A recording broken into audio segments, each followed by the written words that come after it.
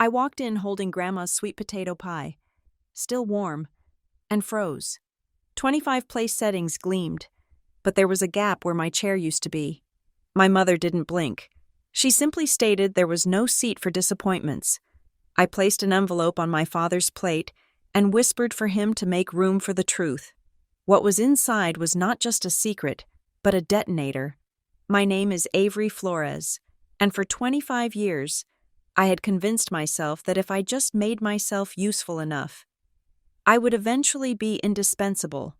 I believed that love was a currency you earned through labor, through silence, and through the frantic, exhausting effort of being exactly what everyone else needed you to be. I was wrong. I stood in the foyer of my parents' house, the heavy oak door clicking shut behind me, sealing out the crisp November wind. The house smelled exactly the way it always did on Thanksgiving. It was a rich, suffocating blend of roasting sage, caramelized onions, and the sharp, metallic tang of expensive silver polish. I looked down at my hands. I was holding Grandma Maribel's sweet potato pie. It was still warm against my palms through the foil, a heavy ceramic dish that I had carried like a peace offering.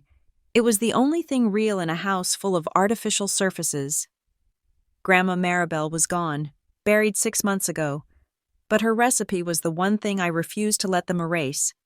I had woken up at 5 in the morning to bake it, ensuring the crust was flaky and the filling was spiced exactly right, just to bring a piece of her back into this cold, sterile mausoleum. I walked toward the dining room. Usually, at this hour, I would have been in the kitchen, an apron tied over my clothes, sweating over the gravy while my mother, Valerie, directed traffic and accepted compliments for food she hadn't touched. But not today. Today, I was a guest, or so I thought. I stepped through the archway and froze. The dining room was a masterpiece of exclusion. The long mahogany table was extended to its full length, dressed in white linen that looked like it had been ironed by a laser. The crystal goblets caught the light from the chandelier, shattering it into 1,000 tiny rainbows across the porcelain plates. There were 25 place settings. I counted them instantly. A reflex born from years of managing the logistics of this family. 25 chairs. 25 name cards written in my mother's impeccable, looping calligraphy. I scanned the perimeter of the table, looking for my spot. Usually, I was placed near the kitchen door, convenient for fetching refills and clearing plates. I looked at the end of the table. I looked at the middle. There was a gap. It wasn't just that they had forgotten to set a place for me. It was deliberate. Between Aunt Renee and my cousin Michael, there was a calculated, physical void. The spacing of the other chairs had been adjusted to close the rank, but the gap was still visible to me, a phantom limb where my belonging used to be. My heart hammered against my ribs, a frantic, bird-like rhythm. I took a step closer, my eyes landing on the spot where I should have been. There was a place setting there, but no chair. And right in the center of the china plate, there was a name card. I leaned in, feeling the blood drain from my face. For baby Everly, it was written in gold ink. Beside the name, someone had drawn a cute, tiny pink heart. My sister, Tessa, wasn't even showing yet. She was barely 3 months pregnant. The baby was the size of a lemon, floating in potential and amniotic fluid, and yet that unborn concept had a seat at the table, a seat with crystal and silver, a seat that had been mine. The silence in the room was absolute. It wasn't the quiet of an empty room. It was the heavy, pressurized silence of a room full of people who were holding their breath. I looked up. They were all there. My aunts, uncles, cousins, people whose birthdays I had memorized, whose gifts I had wrapped, whose secrets I had kept.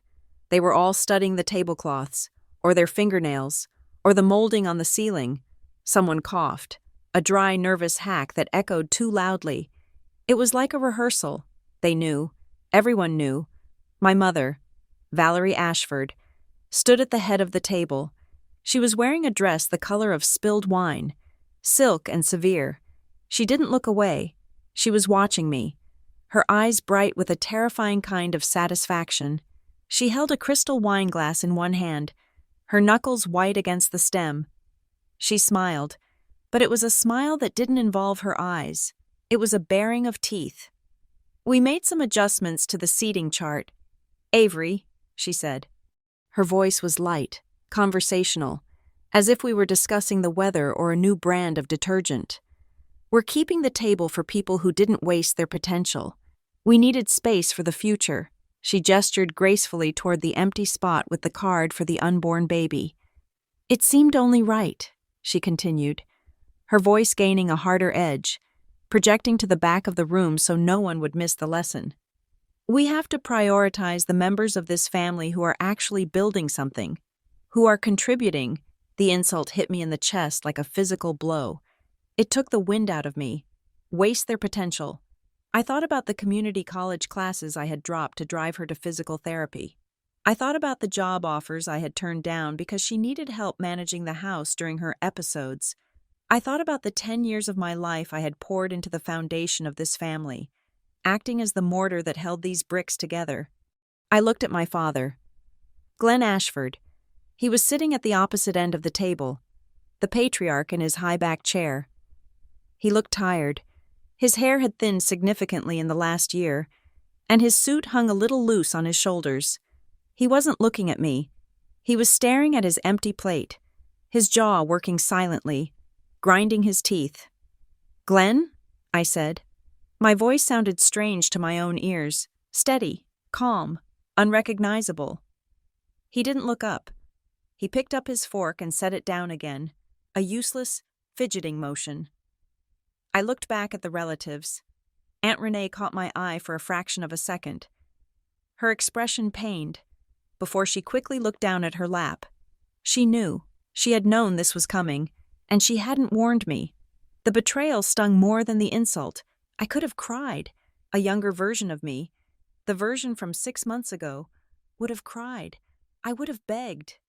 I would have asked what I had done wrong, promised to do better, promised to go back to school, promised to be whatever version of Avery they wanted if they would just let me sit down and eat the turkey.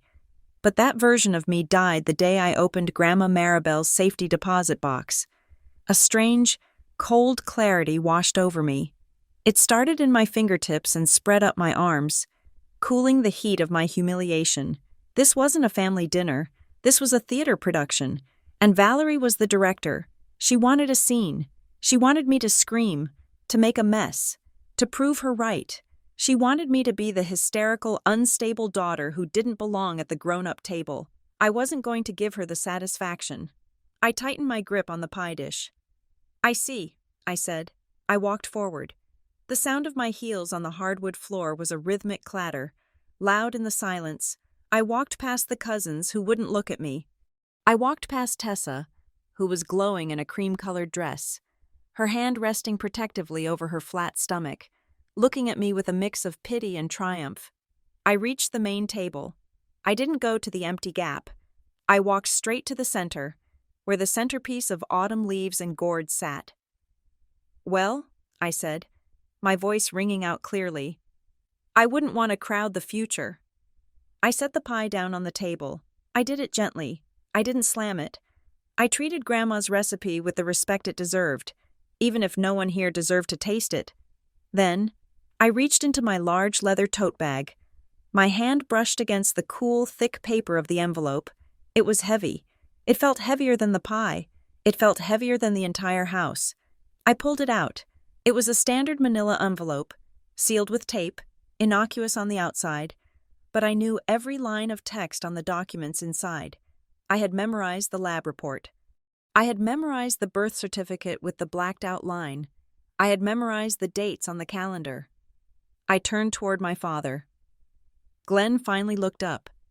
When he saw the envelope in my hand, his eyes widened. It was a subtle reaction, a microscopic flinch, but I saw it.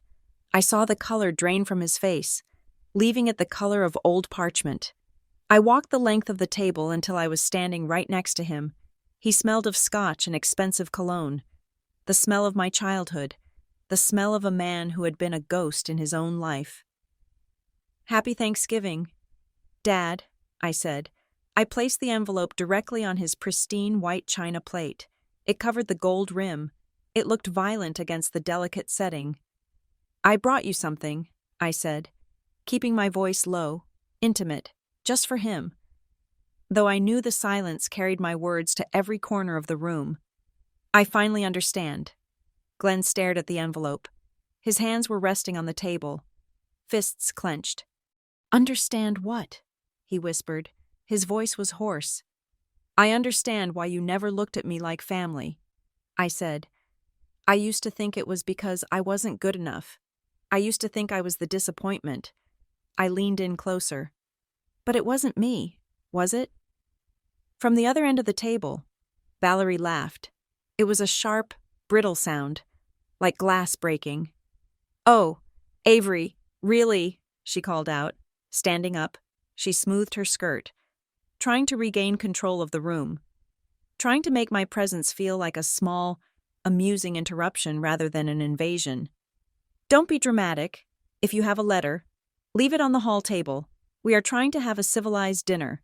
We don't need your emotional baggage cluttering up the table." I turned my head slowly to look at her. Valerie was smiling, but for the first time in my life, I saw the cracks. Her eyes were darting from me to the envelope on Glenn's plate. There was a flash of panic there, raw, animal panic, that lasted for half a second before she plastered the mask back on. She knew. She didn't know exactly what I had found, but she knew I had found something. She knew that the lawyer, Mr. Pierce, had met with me. She knew Grandma Maribel had kept secrets, and she was terrified. "It's not baggage, Mother," I said. "It's clarity." I looked around the room, meeting the eyes of the family members who had refused to make space for me. Uncle Robert, Cousin Sarah, Aunt Renee. "You didn't just remove my chair," I said, my voice rising, filling the vaulted ceiling of the dining room. "You thought that if you pushed me out, if you silenced me, if you made me invisible, everything would stay perfect. You thought you could curate this family like a museum exhibit." I pointed at the envelope on Glenn's plate. "But you didn't just remove my seat," I said to Valerie, watching her perfect composure begin to disintegrate. "You removed your own cover story." The room was so quiet, I could hear the hum of the refrigerator from the kitchen. The tension was a physical weight, pressing down on the table. The air felt charged, electric, like the moments before a thunderstorm breaks. Valerie opened her mouth to speak, to order me out, to scream, but no sound came out. She was paralyzed by the object sitting on her husband's plate. Glenn moved. It was a slow, heavy motion, his hand unclasped from its fist, his fingers, trembling slightly, reached out. He didn't look at Valerie. He didn't look at me. He looked only at the envelope. He reached for it. His fingers brushed the paper. I took a step back, watching the fuse burn down. The detonator was set. The explosion was inevitable, and for the first time in 25 years, I wasn't the one who was going to be destroyed by the blast. 6 months before I stood in my parents' dining room with a detonator in my hand. I stood in the vestibule of a small Baptist church in Cedar Glen, Missouri, holding a stack of funeral programs. It was raining. It was that relentless, gray Midwestern drizzle that soaks into the bone and makes the world look like a faded photograph. I had arrived 2 hours early. That was my role. That was who Avery Flores was supposed to be. I was the logistical daughter. I was the one who checked the flower arrangements, the one who made sure the sound system was working, the one who carried the tissues and the water bottles and the spare umbrellas. I had driven down the night before, staying in a cheap motel on the highway because my mother, Valerie, had told me the house was full. She said there just wasn't any room with all the out-of-town relatives staying over, and she didn't want me sleeping on the sofa because it would look cluttered. I hadn't argued. I never argued back then. I just packed my bag and paid for the room myself. Telling myself that it was better this way, I told myself I needed the quiet. When I walked into the church that morning, the silence was heavy. The casket was already there at the front, closed, draped in a spray of white roses. Grandma Maribel, the only person who had ever looked at me and seen me. Not just the functions I performed. Seeing that wooden box felt like the air had been sucked out of the room. My chest ached with a physical, sharp pressure. I wanted to go to the front. I wanted to kneel by the wood and just breathe near her one last time before the circus started. But Valerie intercepted me before I made it past the last pew. She looked impeccable, of course. She was wearing a black suit that cost more than my car. Her hair sprayed into a helmet of perfect mourning. Her eyes were dry. She was scanning the room like a general surveying a battlefield, checking for dust, checking for imperfections. She saw me and frowned slightly, not with sadness, but with critical assessment. "You are here early," she said. It was a statement, not a greeting. I told her I wanted to help set up. I told her I wanted a moment with Grandma. Valerie shook her head, a sharp dismissal motion. She reached into a box on the welcome table and shoved a stack of glossy paper programs into my hands.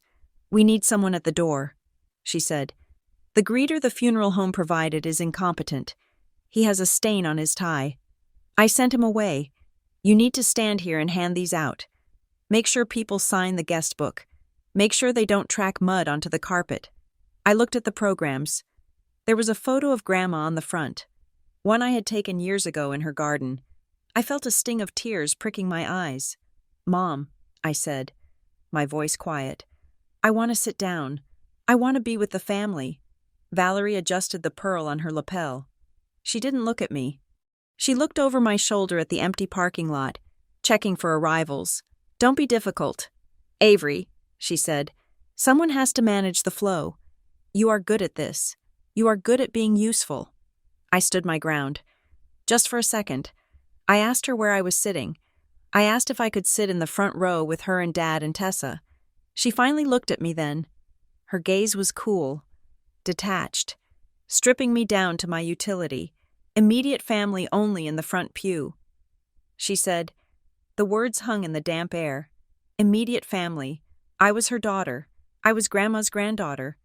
But in Valerie's geometry, lines were drawn differently.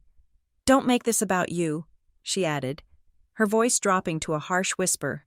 "Tessa is devastated. She is fragile. She needs the support. You are strong. Avery, you can handle the back. We don't need you crowding the front when people need to see the cohesive unit." She turned and walked away before I could answer, her heels clicking on the stone floor. So I stood by the door. For the next hour, I acted as the doorman to my own grandmother's funeral. I greeted second cousins who looked through me. I greeted neighbors who assumed I was part of the church staff.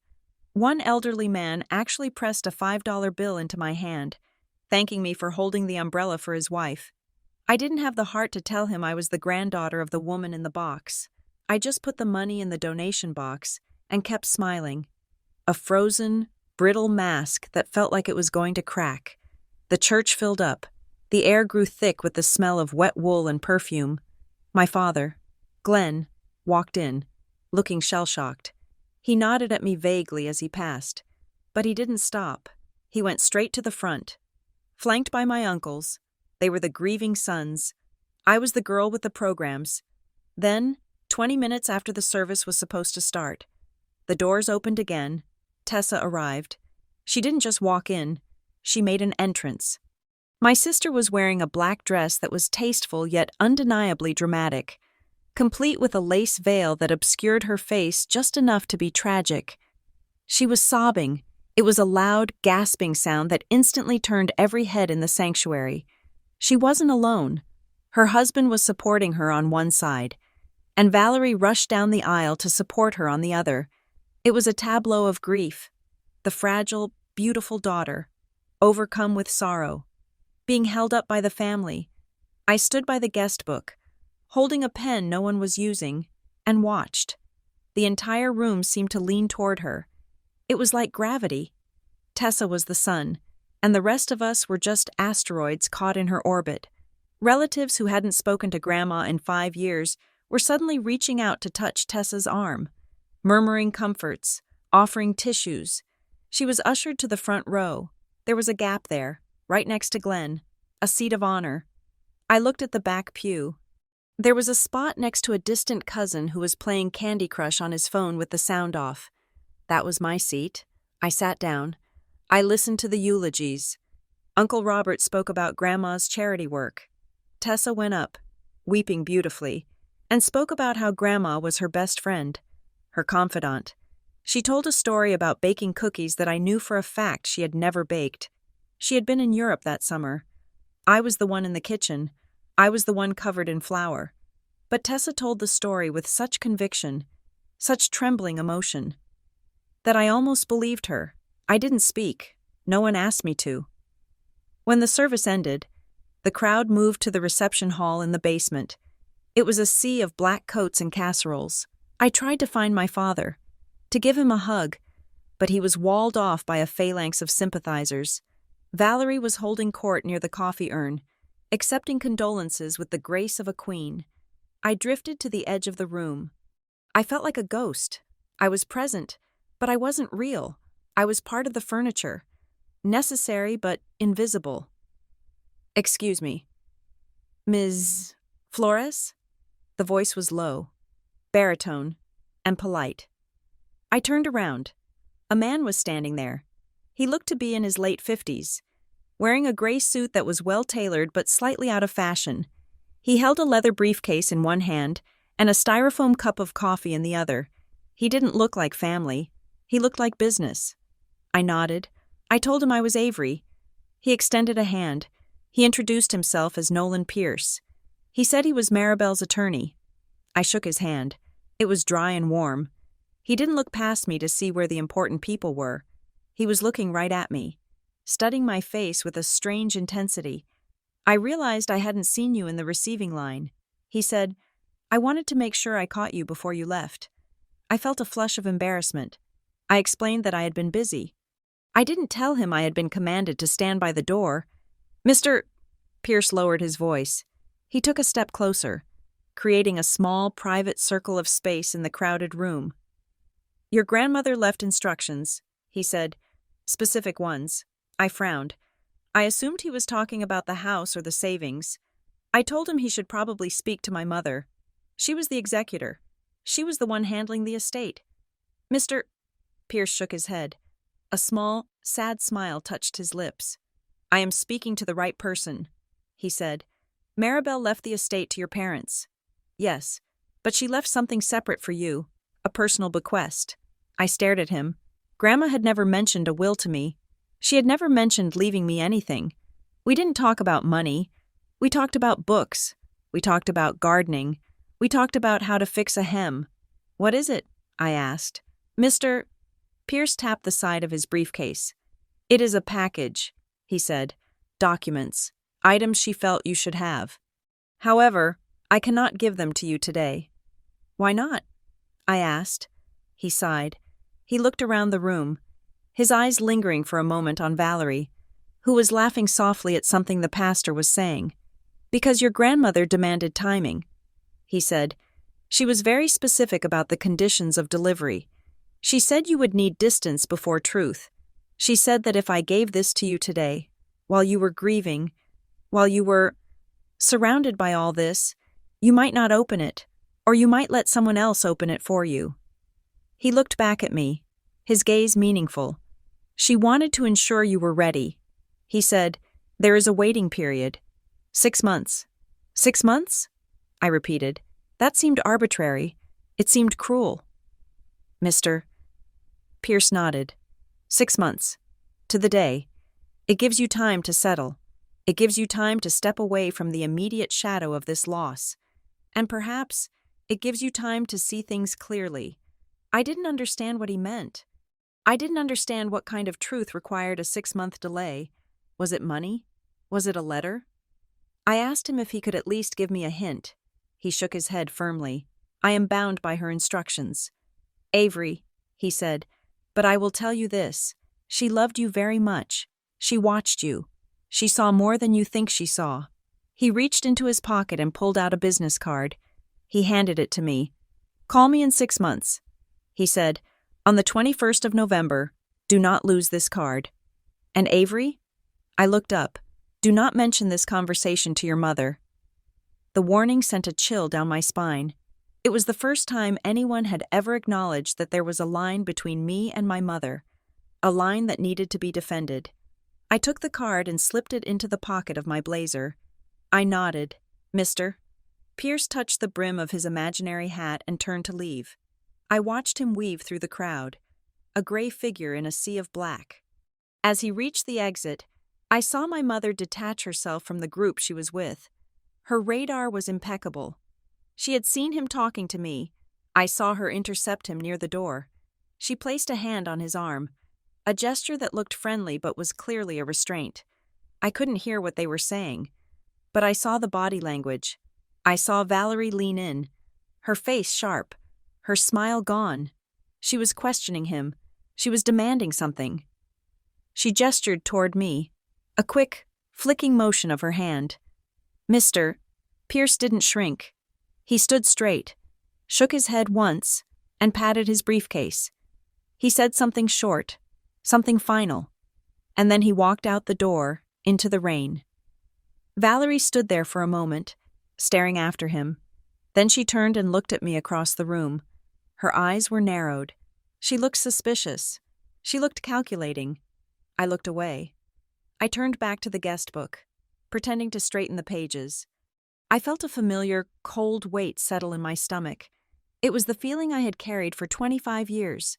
The feeling that I was an observer in my own life. The feeling that there was a script everyone else had read, and I was just standing on stage waiting for cues that never came. My life was a room I wasn't allowed to sit in. But as I touched the business card in my pocket, feeling the sharp corner of the card stock against my thumb, I realized something had changed. Grandma Maribel had left a key under the mat. She had left a back door unlocked. I didn't know what was behind it yet. I didn't know it would destroy everything I was looking at. I just knew that for the first time, I had something that Valerie didn't control. I stood by the guest book, listening to the hum of conversation, the laughter, the clinking of coffee cups, and I waited. I could wait 6 months. I had been waiting my whole life.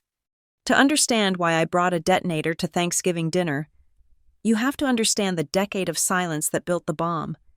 You have to understand that I did not start out as a ghost. When I was 21 years old, I was vibrant. I was loud. I wore bright colors, and I had a 5-year plan that did not involve measuring out my mother's medication or color-coding the family calendar. I was a junior at the community college, pulling a 3.8 grade point average while working 20 hours a week at Larkwell Risk and Compliance. It was not a glamorous job. I was a junior data entry clerk, sitting in a cubicle that smelled like stale coffee and ozone, but I loved it. I loved the order of it. I loved taking a mess of chaotic numbers and sorting them into clean, logical columns. I was good at it, my supervisor. A gruff woman named Mrs. Higgins had told me that if I finished my degree in business administration, she would create a junior analyst position just for me. I had a path. I had a future that belonged to me. Then my mother got sick. It wasn't a tragedy. It was a logistics issue. That was how the Ashfords handled crisis. Valerie developed a severe autoimmune complication following a routine surgery. It meant she was bedridden for 4 months, followed by 6 months of intensive physical therapy and a strict regimen of diet and medication management. She needed a caretaker. I remember the family meeting. It was held in the living room on a Tuesday night. I had an economics exam the next morning, and my textbook was still open on the kitchen table, highlighting markers bleeding through the thin pages. Glenn sat in his leather armchair. Valerie was propped up on the sofa, looking pale and tragically beautiful against the velvet pillows. Tessa was there, pacing near the fireplace. She had just landed a junior associate position at a prestigious marketing firm in the city. She was 23, glowing with success, wearing a suit that cost more than my entire semester's tuition. "We have a situation," Glenn said. He didn't look at me. He looked at the air between us. "Your mother needs full-time support. The insurance only covers a nurse for 2 hours a day. We need family to step up." I waited. I assumed we were going to discuss hiring a private aide. I had done the math. It would be tight. But with Glenn's salary, it was affordable. Tessa stopped pacing. She looked at me with wide, pleading eyes. "I can't do it." "Avery," she said, her voice trembling slightly, "I just started the new account. If I take time off now, I will lose the momentum. They will replace me. You know how cutthroat it is. Glenn nodded solemnly. We can't jeopardize Tessa's career, he said. She is on a trajectory. Then they both looked at me. Avery, Glenn said, you are just in community college. It is not like you are at a university. Your schedule is flexible. You can pause for a semester. It wasn't a question. It was a verdict. I tried to argue. I told them about Larkwell. I told them about Mrs. Higgins. I told them about my exam. Valerie sighed. A long, rattling sound that seemed to suck the oxygen out of the room. Do you really want to argue about data entry while I am lying here in pain? She asked. That was the end of the discussion. The next day, I called Mrs. Higgins and quit. I went to the registrar's office and withdrew from my classes. I told myself it was temporary. I told myself I was being a good daughter. I didn't know I was signing away my 20s. For the next 8 months, I ceased to be Avery Flores. I became the extension of Valerie Ashford's will. I learned how to administer injections. I learned how to lift a grown woman without hurting her back. I drove her to 3 appointments a week, sitting in waiting rooms that smelled of antiseptic and old magazines, reading books I was too tired to absorb. I cooked her meals from scratch because she claimed processed foods inflamed her joints. I cleaned the house because the dust bothered her. I managed the bills because Glenn was too stressed to deal with the paperwork. I became the household manager. I knew the social security numbers, the passwords, the doctor's private cell phone numbers. I knew that Glenn liked his shirt starched on the collar but not the cuffs. I knew that Tessa needed her ego stroked every Friday afternoon when she called to complain about her boss. Valerie recovered. It took a year, not 6 months. But she recovered. She got her strength back. She started hosting her garden club meetings again. She started going to brunches. I remember the dinner we had to celebrate her clean bill of health. It was at a steakhouse downtown. Glenn ordered a bottle of champagne that cost $200. To Valerie, Glenn said, raising his glass, to her strength, and to the family for pulling together. Tessa clinked her glass against his. It was so hard, she said, looking teary-eyed. Seeing you like that? Mom, it was the hardest year of my life. I sat there, staring at my water glass. My hands were chapped from scrubbing dishes. My back ached from lifting Valerie in and out of the car. I waited for them to say my name. I waited for someone to say, to Avery, who actually did the pulling. They didn't. They drank the champagne. They talked about Tessa's promotion. They talked about Glenn's golf game. I was there, but I wasn't part of the victory. I was just the staff who happened to be sitting at the table. 2 weeks later, I went to Glenn in his study. I had the re-enrollment papers for the college in my hand. Dad, I said, Mom is better. I want to go back to school next month. Glenn didn't look up from his laptop. He was typing an email. Now isn't a good time. Avery, he said. I froze. What do you mean? Your mother is better. Yes, but she still needs help around the house. And with the holidays coming up, we need someone to manage the logistics. Besides, he finally stopped typing and turned his chair to face me. He looked at me with a mixture of pity and impatience. You have been out for nearly 2 years. Avery, he said, you are behind. The program has probably changed. And honestly, we have gotten used to having you handle things here. It works for the family, but it doesn't work for me. I said, my voice was small. I wanted a career. Dad, I had a plan. Glenn took off his glasses and rubbed the bridge of his nose. Be realistic. Avery, he said. That was the phrase that cut the deepest. Be realistic. You are good at this. You are good at supporting the family. Larkwell isn't going to hire you back after a 2-year gap. Tessa is the one with the career drive. You are the domestic one. There is no shame in that. I stood there, clutching the papers until they crumpled in my fist. I realized then that they didn't see my sacrifice as a loan. They saw it as a purchase. They had bought my life with my own guilt, and they had no intention of returning it. So I stayed. I stayed for 10 years. I fell into a rhythm of being useful. It is a dangerous drug. Being needed. It feels like love. If you don't know the difference, I managed the contractors when they renovated the kitchen. I planned Tessa's wedding, down to the color of the napkins. While she took the credit for the aesthetic, I drove Grandma Maribel to her appointments because Valerie was too busy. I watched the gap between my sister and me widen until it was a canyon. Tessa was the star. She was the one who brought home the accolades. She was the one whose framed photos dominated the mantelpiece. Tessa accepting an award. Tessa at her graduation.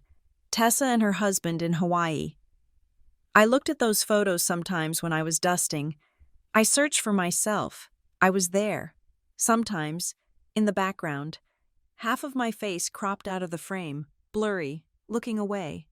I was the visual noise in the background of Tessa's perfectly focused life. I was never the subject. I was always the context. The only place I existed as a whole person was in Grandma Maribel's kitchen. I went there every Sunday. It was my sanctuary. Grandma didn't care about logistics. She didn't care if the silver was polished. She lived in a small, cluttered house that smelled of cinnamon, yeast, and old paper. We would bake. She taught me how to make her sweet potato pie. She taught me that you have to feel the dough, not just measure it. She asked me about my thoughts. She asked me what books I was reading. She listened when I spoke. One rainy afternoon, about 3 years ago, we were sitting at her small formica table, drinking tea. I was complaining about Valerie. I was venting about how nothing I did was ever enough. How I could clean the entire house and Valerie would only point out the one spot I missed on the window. Why does she hate me? Grandma? I asked.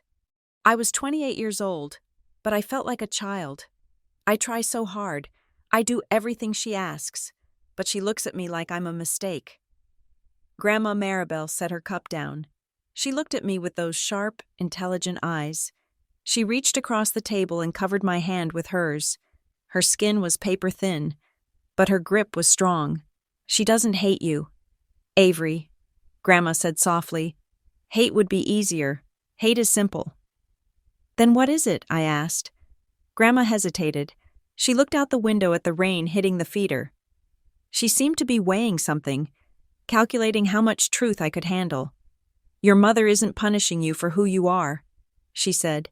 She is punishing you for what you remind her of. I frowned. What do I remind her of? Her past? Her failures? Grandma turned back to me. Her expression was unreadable. Something like that. She said, You look very much like someone she used to know, someone she tried very hard to forget. When she looks at you, she doesn't see a daughter. She sees a mirror reflecting a time in her life she wants to bury, and she hates that mirror. I didn't push her. I thought she meant I reminded Valerie of herself before she married Glenn. I thought she meant I reminded her of being young and unpolished. I filed the comment away. I didn't analyze it. I was too busy trying to survive. I kept trying. I kept thinking that if I just polished the mirror bright enough, if I just made the reflection perfect enough, Valerie would finally smile. I thought that if I served the family faithfully, eventually, they would pull out a chair for me and say, Sit down. Avery, you have done enough. But the goalposts kept moving. The better I got at managing their lives, the less they respected mine. I became invisible precisely because I was so efficient. When things work perfectly, you don't notice the machine that makes them run. You only kick the machine when it breaks. By the time the funeral happened, I was 31 years old. I had no degree. I had no career. I had a savings account that was pathetic because I spent all my money on gas and groceries for a house I didn't own. I was the reliable, spinster daughter, the one who would take care of them when they got old, the one who didn't need a life of her own. And then, Grandma died. And for the first time in 10 years, the machine stopped. I stood in that church, relegated to the door, and I realized that I had given them everything, and they hadn't even saved me a seat in the front row. But as I stood there holding the program with Grandma's face on it, I remembered what she said. She is punishing you for what you remind her of. I started to wonder if the reminder wasn't metaphorical. I started to wonder if the mirror wasn't reflecting a personality, but a person. And when Mr. Pierce handed me that card, when he told me there was a truth waiting for me in 6 months, I felt the first crack in the foundation of the house I had spent a decade keeping clean. I wasn't just the help, I was the evidence. And evidence is dangerous. I went back to being useful for those 6 months. I nodded, I cooked, I cleaned, I planned the Thanksgiving dinner. But all the while, I was counting down the days. I was waiting for the 21st of November. I was waiting to find out what kind of monster I really was in my mother's eyes. Because you don't hide a child in the background of a photo just because she is blurry. You hide her because she shows something you don't want the world to see. The calendar on my wall had a red circle around the 21st of November. It stared at me for weeks, a silent, unblinking eye. When the day finally arrived, the phone rang at exactly 9 in the morning. It was not a social call. It was Mr. Nolan Pierce, and his voice was as dry and precise as the legal documents he trafficked in. "The waiting period is over. Avery," he said, "the package is ready for collection." I drove to his office in a daze. The sky was a flat, bruised purple, threatening snow but never quite delivering. My hands felt cold on the steering wheel. I parked the car and walked into the building, the sound of my boots echoing in the marble lobby. Mr. Pierce did not make small talk this time. He did not offer me coffee. He simply unlocked a drawer in his massive oak desk and withdrew a thick, sealed manila envelope. It looked innocuous. It looked like tax returns or insurance papers. But as he slid it across the polished wood toward me, it felt heavy, as if it contained lead instead of paper. He placed a small, folded note on top of it. "Your grandmother asked me to write this down for you," he said. "She dictated it to me the day she gave me the package." I picked up the note. It was written on Mr. Pierce's stationery, but the words were pure Maribel. "Read this when you are ready to stop pretending you don't want the truth." I looked up at him. His expression was soft, almost apologetic. "Take it, Avery," he said. "It is yours. It always has been." I took the envelope. I didn't open it there. I couldn't. The air in the office was too thin, too public. I walked out to my car, tossed the package onto the passenger seat, and drove home. I lived in a small, one-bedroom apartment 20 minutes from my parents' house. It was my one act of rebellion, moving out. Even though I spent most of my time back at the main house managing their lives, I carried the envelope inside and placed it on my kitchen table. Then I waited. I waited because I was a coward. I waited because as long as the seal was unbroken, the contents were just a possibility. They were Schrodinger's secret. Inside that envelope, I could still be Glenn Ashford's daughter. I could still be a legitimate, if disappointing, member of the family. I could still believe that if I just worked harder, if I just smiled brighter, the gap at the table would close. But deep down, in the pit of my stomach where instinct lives, I knew that once I tore that paper, the world would fracture. I circled the table for hours. I cleaned the kitchen. I reorganized my bookshelf. I watched the sun go down and the streetlights flicker on outside my window. The envelope sat there, absorbing the light, demanding attention. Finally, at midnight, the silence of the apartment became too loud to bear. I sat down. I turned on the overhead light. It cast a harsh, clinical glare on the table. I reached for the envelope. My hands were shaking. It wasn't a tremble. It was a violent vibration that traveled up my wrists. I wasn't shaking because I was afraid of what I would find. I was shaking because I was afraid I would be right. I was afraid that every cold look, every exclusion, every time I was cropped out of a photo, hadn't been an accident. I was afraid that my entire life had been a reaction to a sin I didn't even know I had committed. I slid my thumb under the flap and tore it open. The sound was like a gunshot in the quiet room. I tipped the contents out. There were 3 things: a handwritten letter on Grandma's personal stationery, a stapled document that looked like a medical report, and a small brass key with a tag that read, Unit 12. I reached for the medical report first. I needed the hard data. I needed the numbers before I could handle the emotion. It was a lab report from a private genetic testing facility in Chicago. It was dated 5 years ago. I scanned the lines. my eyes skipping over the technical jargon, looking for the conclusion. Sample A, Glenn Edward Ashford. Sample B, Avery Elena Flores. Relationship probability, paternity. I looked at the number in the right-hand column, 0.0%. I stared at it. 0, not low probability, not inconclusive. 0. The air left my lungs. I sat there, frozen, staring at the number. It was absolute. It was mathematical proof that I was a stranger in my own house. Glenn Ashford was not my father. A strange sound escaped my throat. It was half laugh, half sob. It all made sense. The way Glenn never quite looked me in the eye. The way he defaulted to Valerie's cruelty. He knew, or at least, he suspected. And Valerie looked at me and saw the evidence of a betrayal every single day. I wasn't just a disappointment.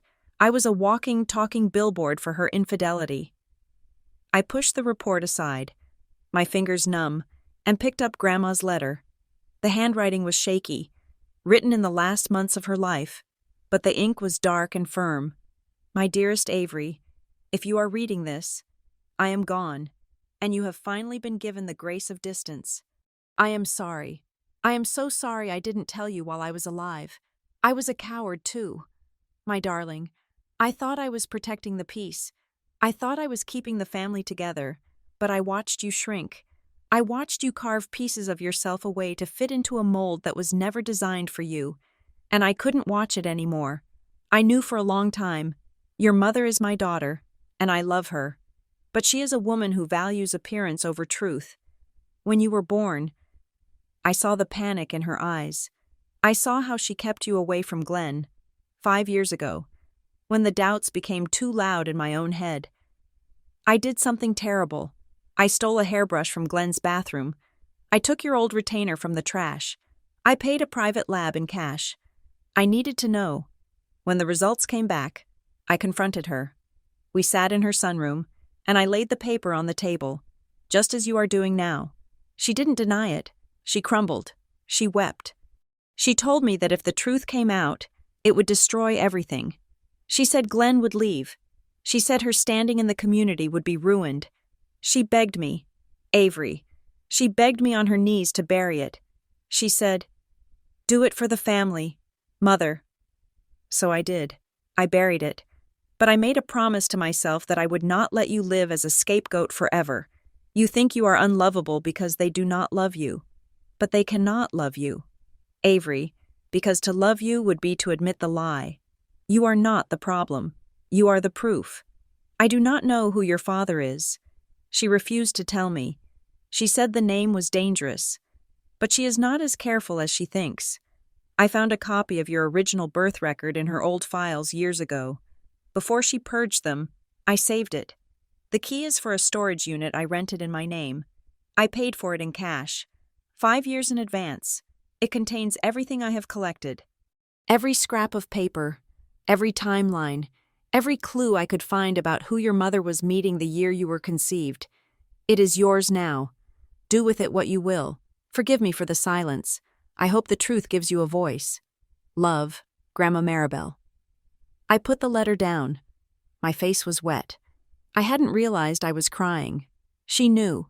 Grandma knew. And she had played the long game. She had set this up. A posthumous chess move to liberate me. I picked up the last document.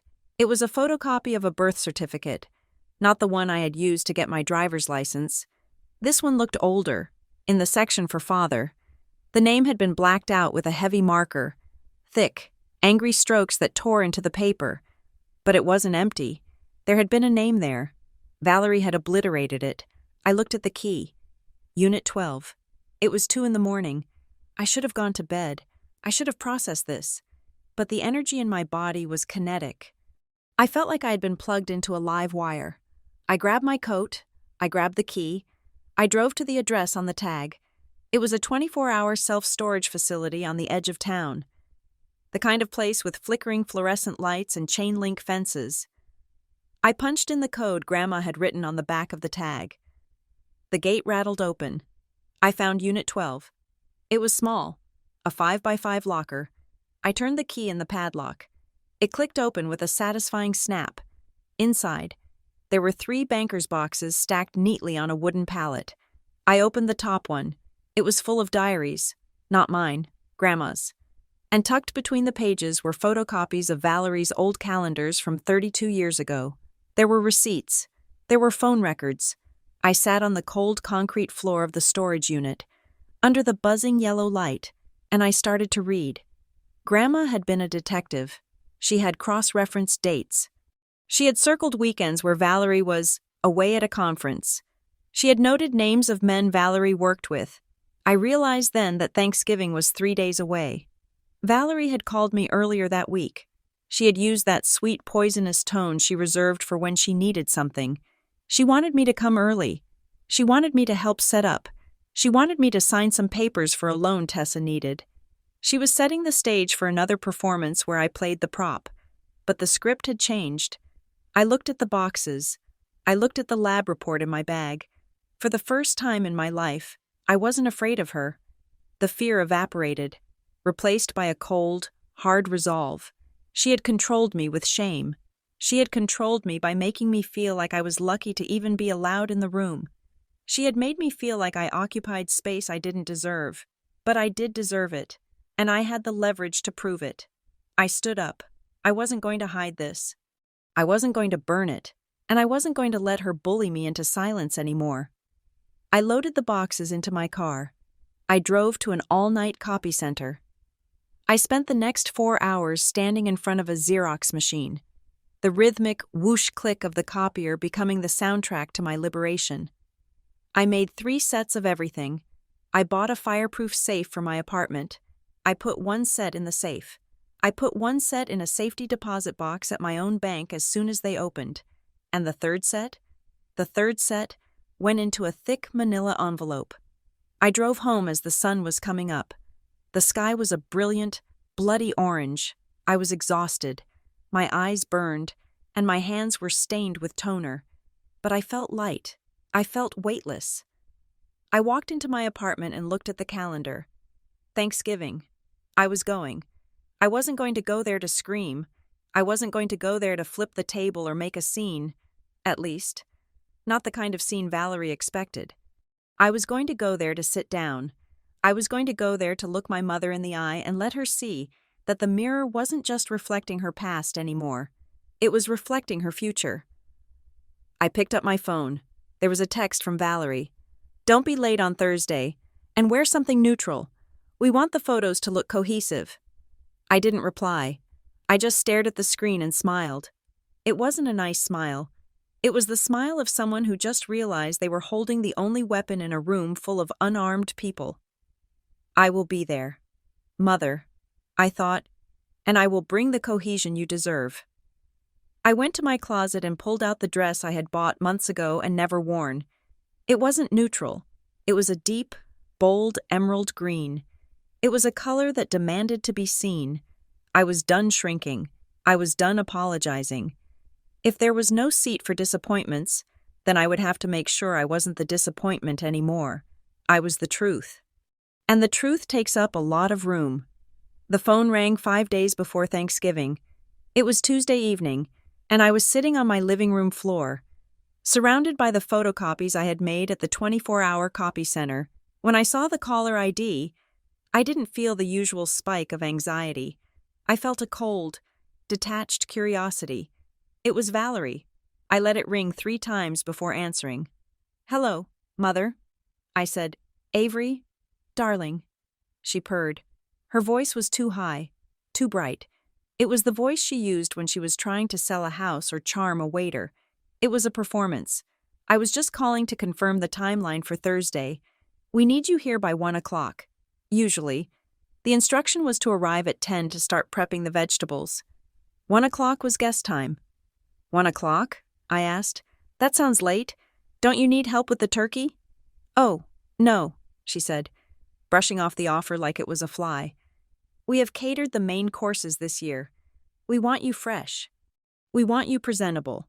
Actually, could you come by the house tomorrow evening? Just for a quick drink? Tessa will be here. We have some exciting news to share, and we wanted you to be the first to know before the big dinner." The alarm bells in my head didn't just ring. They screamed. Valerie never wanted me to be the first to know anything unless she needed me to pay for it or clean it up. I looked at the stack of documents on my floor. The proof that she had lied to me for 31 years. I almost said no. I almost told her I was busy. But then I realized that if I wanted to understand the battlefield before Thursday, I needed to do a reconnaissance mission. I'll be there. I said. I hung up. I knew exactly what this was. It was a setup. I just didn't know the angle yet. I arrived at the house the next evening at 7. The driveway was full. Tessa's Range Rover was parked front and center, taking up 2 spots. My father's sedan was tucked in the garage. I parked my 10-year-old hatchback on the street, under the flickering light of a lamppost. When I walked in, the atmosphere was stiflingly warm. The fireplace was roaring, and there was jazz music playing softly in the background. It was a scene from a magazine, curated to project warmth and affluence. Valerie met me in the hallway. She kissed the air next to my cheek. "You look tired."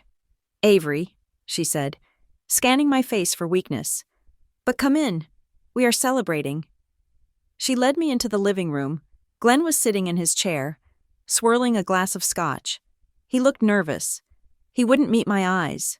Tessa was on the sofa, and she wasn't alone.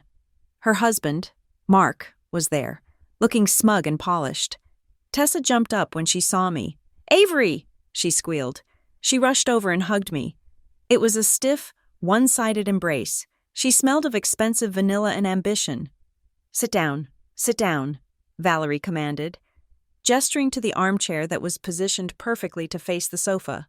It felt like an interrogation chair. I sat. I folded my hands in my lap. "So," I said, "what is the news?" Tessa looked at Mark. They exchanged a look of conspiratorial joy. Then Tessa turned back to me, beaming. "We are pregnant," she announced. I wasn't surprised. The timing was perfect. A baby to cement her status as the golden child right before the holidays. "Congratulations," I said. I kept my voice steady. "That is wonderful news." "And," Tessa continued, barely taking a breath, "that is not all. Because of the baby, Mark and I have decided it is time to get serious about our future. We are launching our own firm, a lifestyle and design consultancy. We already have a name, the Ashford Hale Collective." She pointed to the coffee table. Spread out across the surface were architectural renderings, mood boards, and fabric swatches. It looked expensive. It looked like a fantasy. "That sounds ambitious." I said, "It is." Mark cut in. His voice was smooth, confident.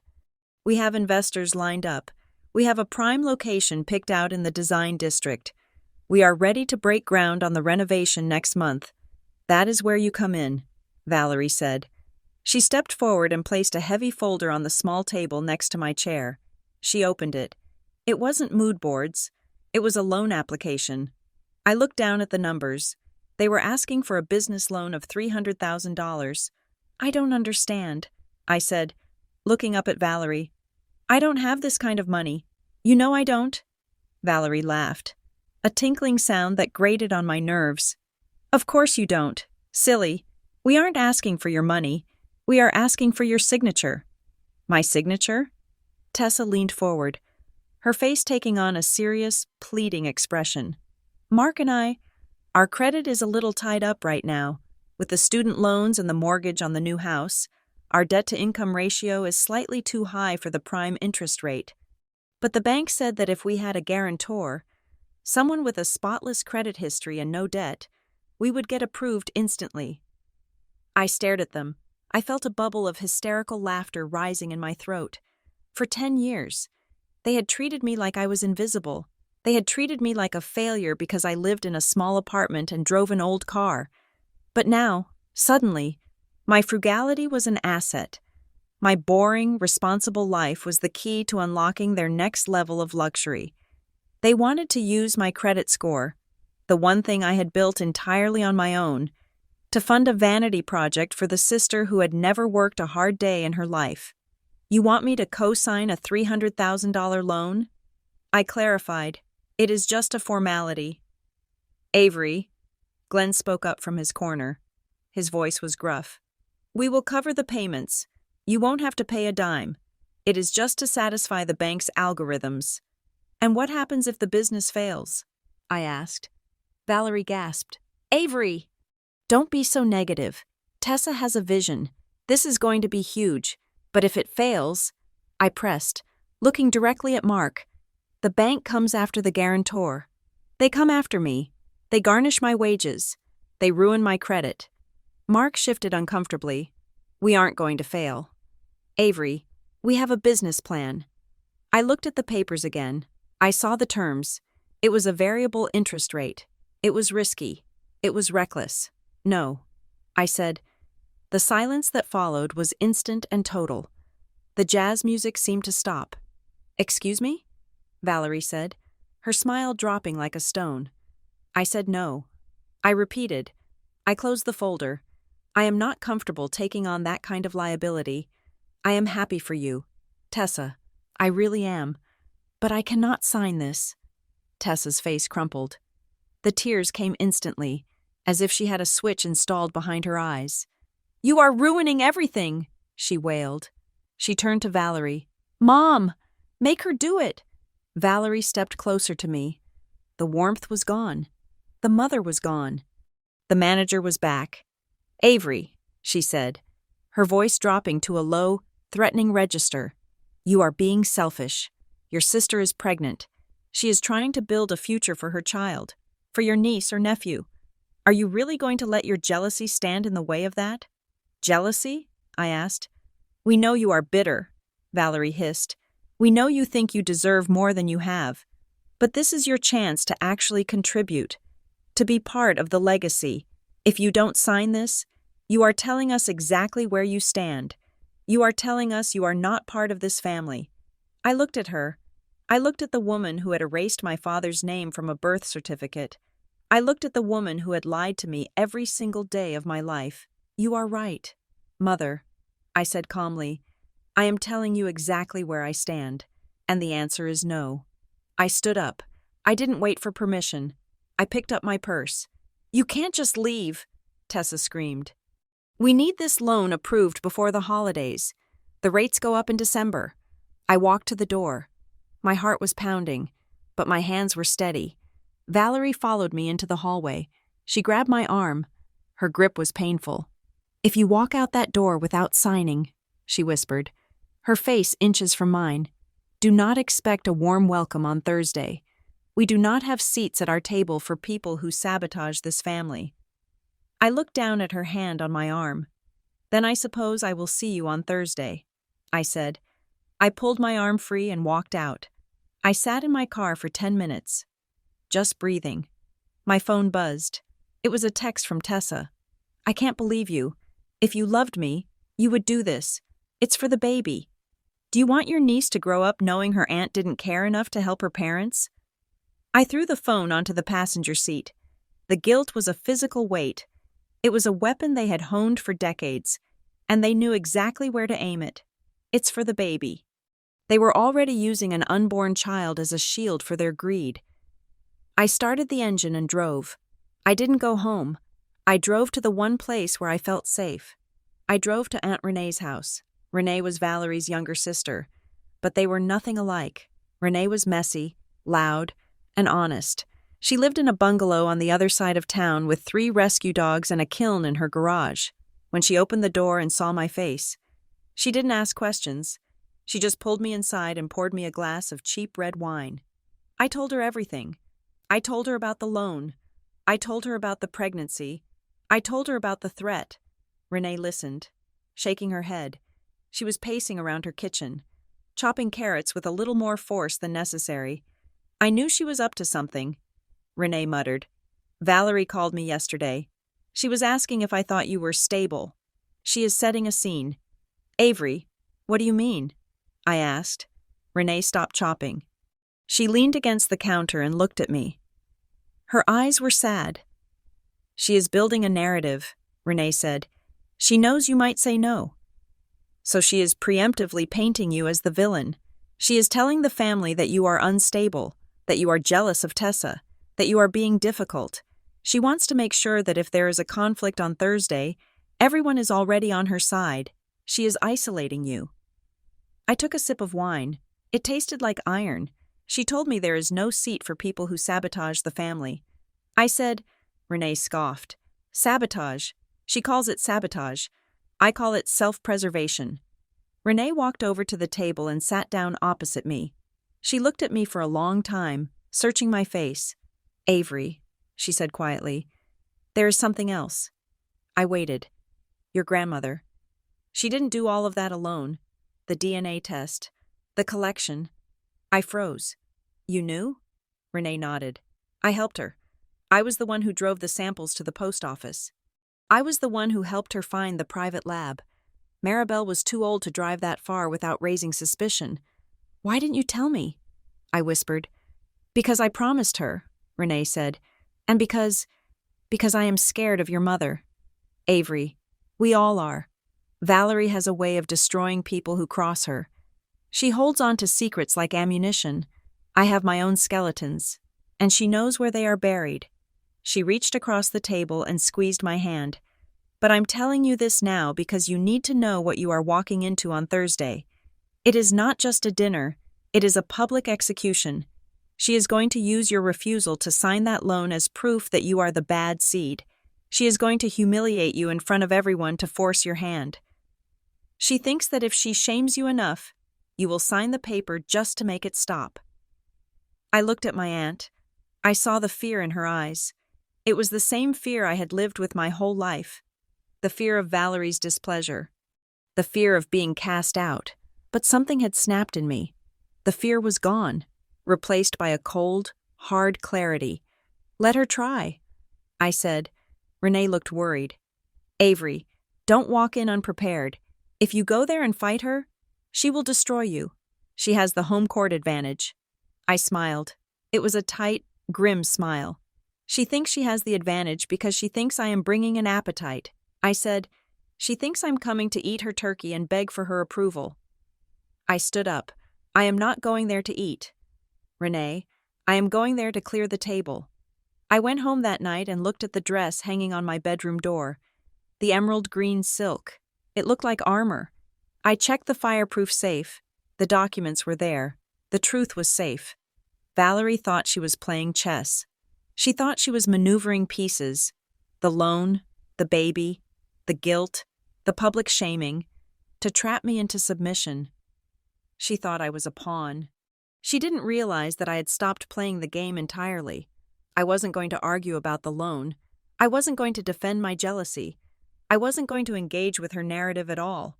I was going to introduce a new narrative, one that she couldn't spin, one that she couldn't manipulate. I picked up my phone and typed a message to the number Mr. Pierce had given me, the number of the private investigator I had hired to verify the timeline in Grandma's notes. I am going ahead with the reveal on Thursday. Be ready. The reply came back instantly. Copy that. Good luck. I went to sleep. For the first time in years, I didn't dream about being lost in a house with no doors. I dreamed about demolition. I dreamed about the sound of walls coming down. Brick by brick. Letting the sunlight in.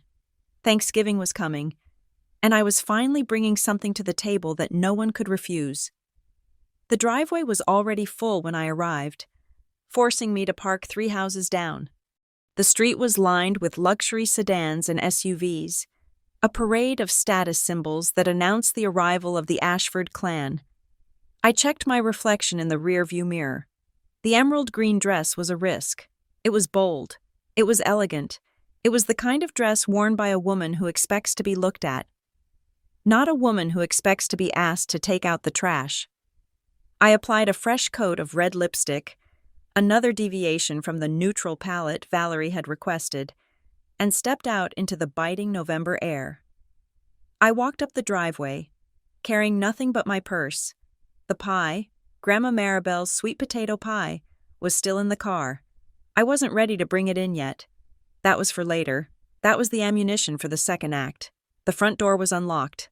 I walked in, and the wall of noise hit me instantly. It was the specific, high-pitched roar of a family gathering where everyone is trying to impress everyone else. The foyer was filled with coats and laughter. The scent of roasting turkey and expensive perfume was overwhelming. Valerie was standing in the center of the living room, holding a champagne flute.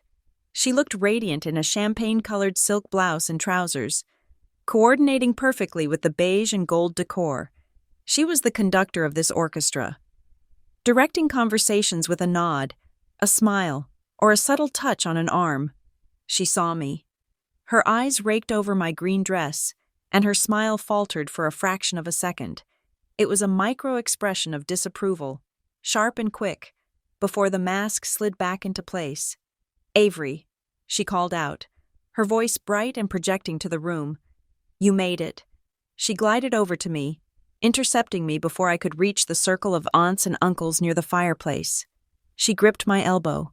Her nails dug in slightly through the silk of my dress. "That color is very aggressive," she whispered, her voice low enough that only I could hear. "I thought we discussed neutrals." I smiled at her. It was the first time I had ever smiled at her without trying to please her. I felt festive. "Mother," I said. Valerie's jaw tightened. She steered me firmly toward the kitchen swing door. "Well, you are here now. The caterers are overwhelmed. They need help plating the appetizers. Go back there and make sure the stuffed mushrooms aren't burnt. And check the ice levels." She didn't ask. She commanded. She didn't see a guest in an evening gown. She saw a staff member who had forgotten her uniform. I didn't argue. I needed to gauge the temperature of the room, and the kitchen was the best listening post. I walked through the swing door. The kitchen was a chaotic ballet of steam and silver. 3 caterers I didn't recognize were plating hors d'oeuvres with surgical precision. I leaned against the granite island, watching them. I didn't help. I didn't touch a single mushroom. I just stood there, waiting. The door swung open, and relatives began to drift in, looking for refills or escaping the heat of the living room. Uncle Robert came in, his face flushed with drink. He looked right at me, then looked past me to the wine cooler. "Excuse me," he said, reaching around me as if I were a coat rack. He didn't say hello. He didn't ask how I was. I was just an obstacle between him and the Chardonnay. I walked back out into the living room, carrying a tray of napkins I hadn't been asked to bring, just to have a prop. I moved through the crowd like a ghost. I was present, but I wasn't part of the fabric of the evening. I was the spacing between the threads. Then, the clinking of a spoon against a glass cut through the noise. "Everyone, please," Glenn's voice boomed. My father was standing by the fireplace, one arm around Valerie, the other holding his glass high. The room fell silent. The faces turned toward him, a sea of expectant smiles. I stood near the archway to the dining room, half hidden by a large potted fern. "I want to propose a toast," Glenn began. His voice was thick with emotion, or perhaps just the expensive scotch he had been nursing since noon. "To my beautiful wife, Valerie, the heart of this home, the woman who makes all of this possible." Valerie beamed, tilting her head modestly. A murmur of agreement rippled through the room, and, Glenn continued, turning his gaze to the sofa where Tessa sat. "Holding court, to my daughter, Tessa, and to Mark, and to the newest addition to the Ashford family, arriving next spring, we are so proud of the life you are building. You are the future of this family. You are the legacy we always dreamed of." Tessa wiped a delicate tear from her eye. Mark puffed out his chest. The room erupted in applause. "To Tessa, to the baby." I waited for the sentence that usually followed in normal families, and to Avery, and to our other daughter. The silence where my name should have been was deafening. It wasn't an omission. It was an erasure. Glenn raised his glass to his lips. The toast complete. I had been edited out of the script entirely. Then Tessa stood up. She smoothed her dress over her non-existent bump and cleared her throat. "Thank you, Daddy," she said, her voice trembling with practiced vulnerability. "But we can't forget everyone who helps us get here." She turned. Her eyes scanned the room and landed on me by the fern. "I want to thank Avery," she said. The room turned to look at me. I felt the weight of 50 eyes. "Avery is our rock," Tessa said, smiling sweetly. "She is always there in the background, making sure the wheels turn. She is so dependable. She is the foundation that lets the rest of us fly. We wouldn't be able to do what we do without knowing she is handling the details. The guests nodded. How sweet. Someone whispered, dependable. I stood there, frozen. It sounded like a compliment. It was wrapped in the language of gratitude, but I heard the subtext loud and clear. Foundation. Foundations are buried. Foundations are walked upon. Foundations exist solely to support the structure that actually matters. She wasn't calling me admirable. She was calling me useful. She was confirming that my only value lay in my service to her ambition. I forced a tight smile and nodded. Thank you, Tessa, I mouthed. As the conversation fractured back into smaller groups, I moved away from the fern. I needed air. I needed to get away from the suffocating warmth of their approval. I drifted toward the hallway near the powder room. Two of my mother's cousins, Sheila and Beatrice, were standing there, retouching their lipstick in the hallway mirror. They didn't see me approach. It is a shame about Avery, Sheila said, blotting her lips. I stopped. I pressed myself against the wall, listening. Valerie says she is struggling again, Beatrice replied. Her voice was a hushed whisper, the tone reserved for scandals and terminal illnesses. She says Avery just can't seem to find her footing. 31 and still renting that tiny apartment. No husband, no career. Well, you know how she is, Sheila said. Valerie told me she refused to help Tessa with the new business. Can you imagine? Jealousy is such an ugly thing. It is tragic. Really? Beatrice sighed. Valerie tries so hard with her, but some people are just difficult, unmotivated. You can't save someone who doesn't want to be saved. It must be so hard for Valerie, having one daughter who is a star and one who is such a disappointment. I let out a breath I didn't know I was holding. It was a slow, shaky exhale. So that was it. That was the narrative. For years. I thought my isolation was accidental. I thought I was just socially awkward, or that I had failed to connect. But listening to them repeat my mother's words verbatim, I realized the truth. This wasn't random. This was a campaign. Valerie had been planting these seeds for decades. She had carefully cultivated a reputation for me, difficult, unmotivated, unstable, so that no one would ever question why she treated me differently. If I was the problem, then her cruelty looked like necessary discipline. If I was the disappointment, then her exclusion looked like sad resignation. She had vaccinated the entire family against me, even if I screamed the truth. They would filter it through the story she had already told them. There goes Avery again, being difficult, being intense. I felt the old shame rising. The hot, prickly heat that usually made me want to shrink and apologize, but then it hit the cold wall of the documents in my safe.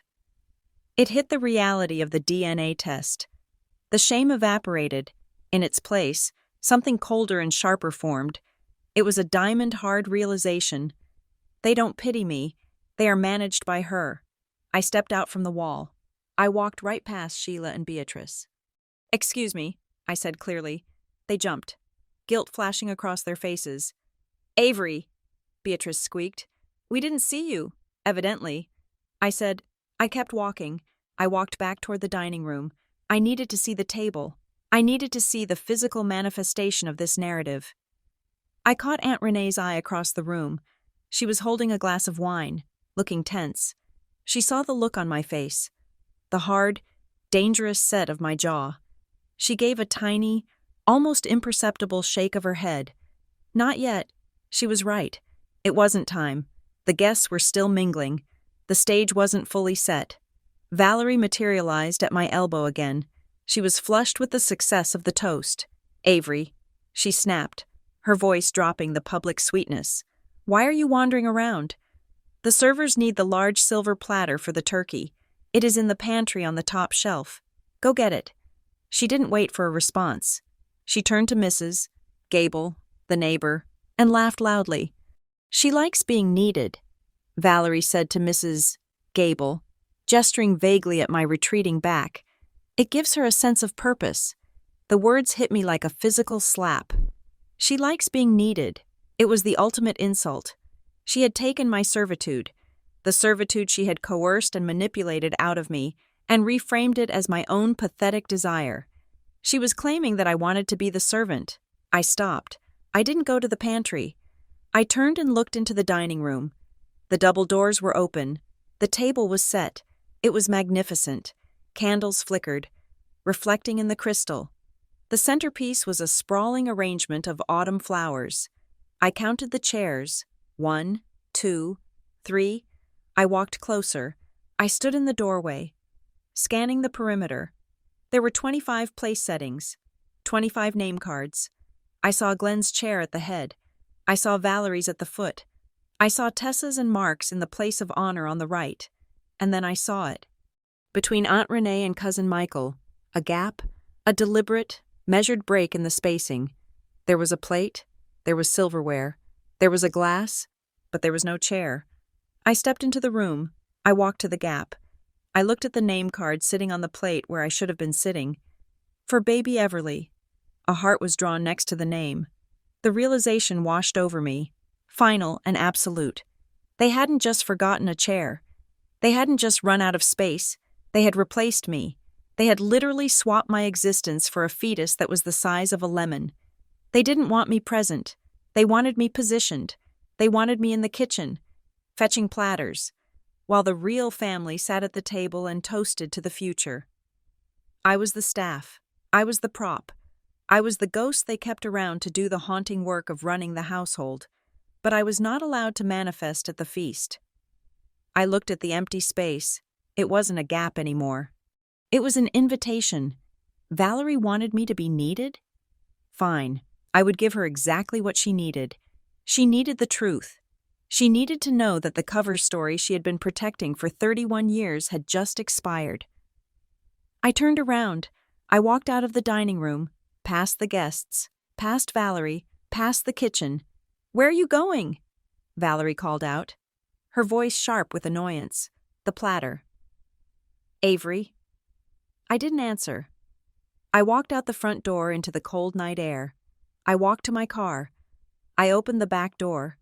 The sweet potato pie was sitting there on the seat. It was still warm in its insulated carrier. Grandma Maribel's pie. The pie that represented the only honest love I had ever known in this family. I picked it up. I reached into my tote bag and felt the thick envelope. The detonator. I took a deep breath. The air tasted like frost and wood smoke. I wasn't going back in there to serve dinner. I was going back in there to serve the warrant. I slammed the car door shut and turned back toward the house. The lights were glowing warmly from the windows, casting long shadows on the lawn. Inside, they were waiting for the silver platter. They were waiting for the dependable Avery to come back and make their lives easier. They were going to be waiting a long time. I walked up the steps, the pie heavy in my hands, the envelope burning against my hip. It was time to take my seat. Or more accurately, it was time to show them why they should have never removed it. The walk from the front door to the dining room felt like crossing a minefield. The house was settling into that specific, heavy hush that signals the beginning of a meal. Guests were shuffling toward the dining room, a stream of velvet and wool, finding their places at the long mahogany table. The air was thick with the smell of rosemary and roasting meat, overlaid with the clinking of crystal and the scraping of chair legs against the hardwood. I carried the pie with both hands. It was heavy, warm, and smelled of cinnamon and nutmeg, the scent of Sunday afternoons in Grandma Maribel's kitchen. It was a rustic, handmade thing in a ceramic dish with chipped edges. It was imperfect. It was real, and in this showroom of a house. It looked like an act of rebellion. I stepped through the archway into the dining room. The room was a masterpiece of staging. The chandelier was dimmed to a golden glow. The centerpiece, a cascading arrangement of autumn leaves and white orchids, was low enough to allow conversation, but high enough to scream expense. Valerie was already at the foot of the table, directing traffic with the efficiency of a traffic controller. She saw me instantly. Her eyes dropped to my hands. She didn't see the love baked into the crust. She saw a ceramic dish that didn't match her bone china, She saw a disruption to her color palette. She saw defiance. Valerie froze. She abandoned the conversation she was having with Uncle Robert and marched toward me. Her heels sank silently into the Persian rug, but her approach radiated aggression. "What are you doing?" she hissed. Her voice was low, designed to be heard only by me, but the venom in it was palpable. "I told you to get the silver platter. Why are you holding that?" I looked her in the eye. "I am bringing dessert," I said. "It is Grandma Maribel's recipe. I made it this morning." Valerie's face tightened. The polite mask she had been wearing all evening slipped, revealing the steel underneath. We ordered dessert. "Avery," she said, "we have a bespoke pumpkin mousse from the French bakery in the city. It is already plated in the kitchen." She reached out, as if to physically take the pie from my hands. "Take that back to the kitchen," she commanded. "Put it in the trash if you have to. It doesn't go on this table. It doesn't match the service." I stepped back, pulling the pie out of her reach. The movement was sharp enough that Cousin Sarah, standing nearby, stopped adjusting her napkin and looked up. "It is Grandma's," I said, my voice steady, rising just enough to carry over the murmur of the room. "It belongs here. She would have wanted it here." Valerie's eyes narrowed. She looked around. She saw Sarah watching. She saw Aunt Renee pausing with her wineglass halfway to her mouth. She realized she was losing control of the scene. And for Valerie, loss of control was a trigger for total war. She straightened up. She decided to pivot from a whisper to a broadcast. If she couldn't silence me privately, she would humiliate me publicly. She would use the audience to shame me into submission. She took a step back and laughed. A cold, incredulous sound that cut through the room like a knife. "Oh, Avery," she said, loud enough that conversation at the far end of the table stopped. "Always trying to force your way in with these sentimental gestures. Look around you." She gestured grandly at the table, at the crystal, at the perfectly dressed guests. "This is a formal dinner," she announced. "We have a menu. We have a plan. We don't need your contribution." The room went silent. The guests froze. Forks hovered halfway to plates. Everyone sensed the danger. This wasn't just a mother scolding a daughter about a pie. This was an excavation of old grievances. I didn't retreat. I stood my ground in my emerald green dress, holding the ceramic dish like a shield. "I am not trying to force my way in. Mother," I said clearly, "I am trying to put a piece of this family on the table." "Why is that a problem?" Valerie stepped closer. Her perfume, something floral and sharp, filled my nose. "Because you don't listen," she snapped. "You never listen. You think you can just show up whenever you want, wearing whatever you want, bringing whatever you want, and expect us to applaud." I looked past her. I looked at the table. I looked at the 25 settings. I looked at the gap. I saw the place card. "For baby Everly." I looked back at Valerie. "I expect to be treated like a daughter," I said. Valerie scoffed. "A daughter? A daughter supports her family. A daughter signs the papers when her sister needs help. A daughter doesn't sabotage her sister's future because she is jealous." Tessa, sitting at the place of honor, let out a small, dramatic sob. She buried her face in Mark's shoulder. "She is ruining it." Tessa whimpered. "She is ruining the announcement." Valerie turned back to me, emboldened by Tessa's performance. "You see?" Valerie said, pointing at Tessa. "You upset everyone. You bring this dark, heavy energy into every room you enter." I took a step forward. I walked right up to the side of the table. "I am not the one who removed a chair," I said. Valerie's eyes flashed. She knew exactly what I was talking about. She knew I had seen it. "We needed space," she said dismissively. "Space for what?" I asked. "For a fetus the size of a lemon?" Gasps rippled through the room. Aunt Renee put her hand over her mouth. Valerie's face turned a mottled shade of red. "That baby is the future of this family," she shouted. "That baby represents hope, potential, things you clearly don't understand." I slammed the pie down on the sideboard. The ceramic clattered loudly against the wood, startling Uncle Robert so much he dropped his fork. I turned to face the entire room. I understand perfectly, I said. My voice was shaking, not with fear, but with the adrenaline of finally saying the words I had swallowed for a decade. I understand that for 10 years. I have been the one driving you to appointments. I have been the one cooking the meals. I have been the one fixing the leaks and paying the bills and managing the chaos so you could all sit here and pretend to be perfect. I looked at Glenn. He was staring at his plate, his face gray. And yet, I said, turning back to Valerie, when I walk into this room, there is no place for me. You set a place for an idea, but you removed the place for the person who actually keeps this family standing. Valerie crossed her arms. She looked at me with pure, unadulterated disdain. You don't belong at this table. Avery, she said. Her voice was ice cold. That is the point. The words hung in the air. You don't belong at this table. It was the truth. Finally, after years of vague excuses and polite exclusions, she had said it. I looked her dead in the eye.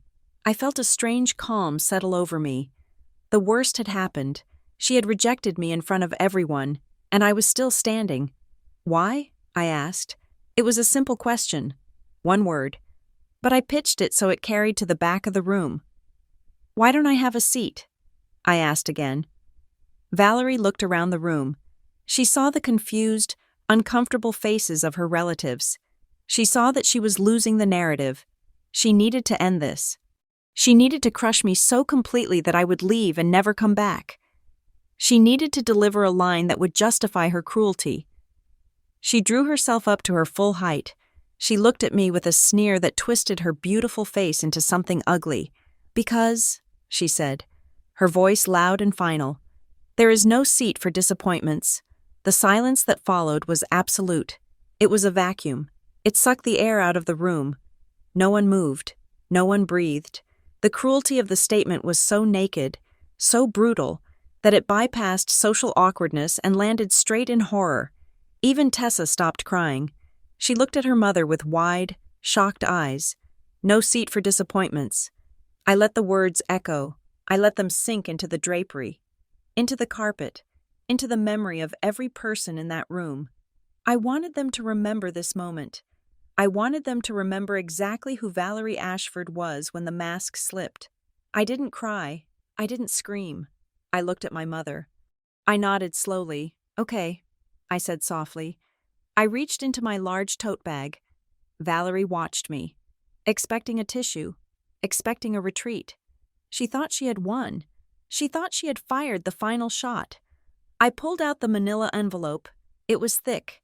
It was sealed. It looked official. I walked past Valerie. I didn't even look at her. I walked to the head of the table, where my father sat. Glenn was staring at the tablecloth, as if he wished he could dissolve into the weave. He looked broken. He looked like a man who had spent his life avoiding conflict, only to find himself trapped in the center of a war zone. I stopped beside him. Happy Thanksgiving. Glenn, I said. I placed the envelope on his pristine white china plate. I set it down gently. I didn't throw it. I treated it with the reverence due to a bomb. Glenn looked up. His eyes met mine. For the first time in years. He really looked at me. He saw the green dress. He saw the resolve in my jaw. He saw the daughter he had failed to protect. Make room for the truth, I whispered. Glenn looked down at the envelope. His hand trembled as he reached for it.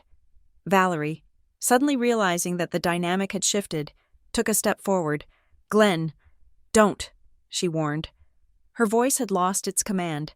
It sounded shrill. It sounded terrified. Don't open that. It is just more of her drama. She is trying to ruin the dinner. Glenn ignored her.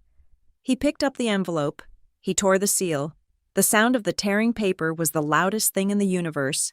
Rip. He reached inside. He pulled out the stack of papers.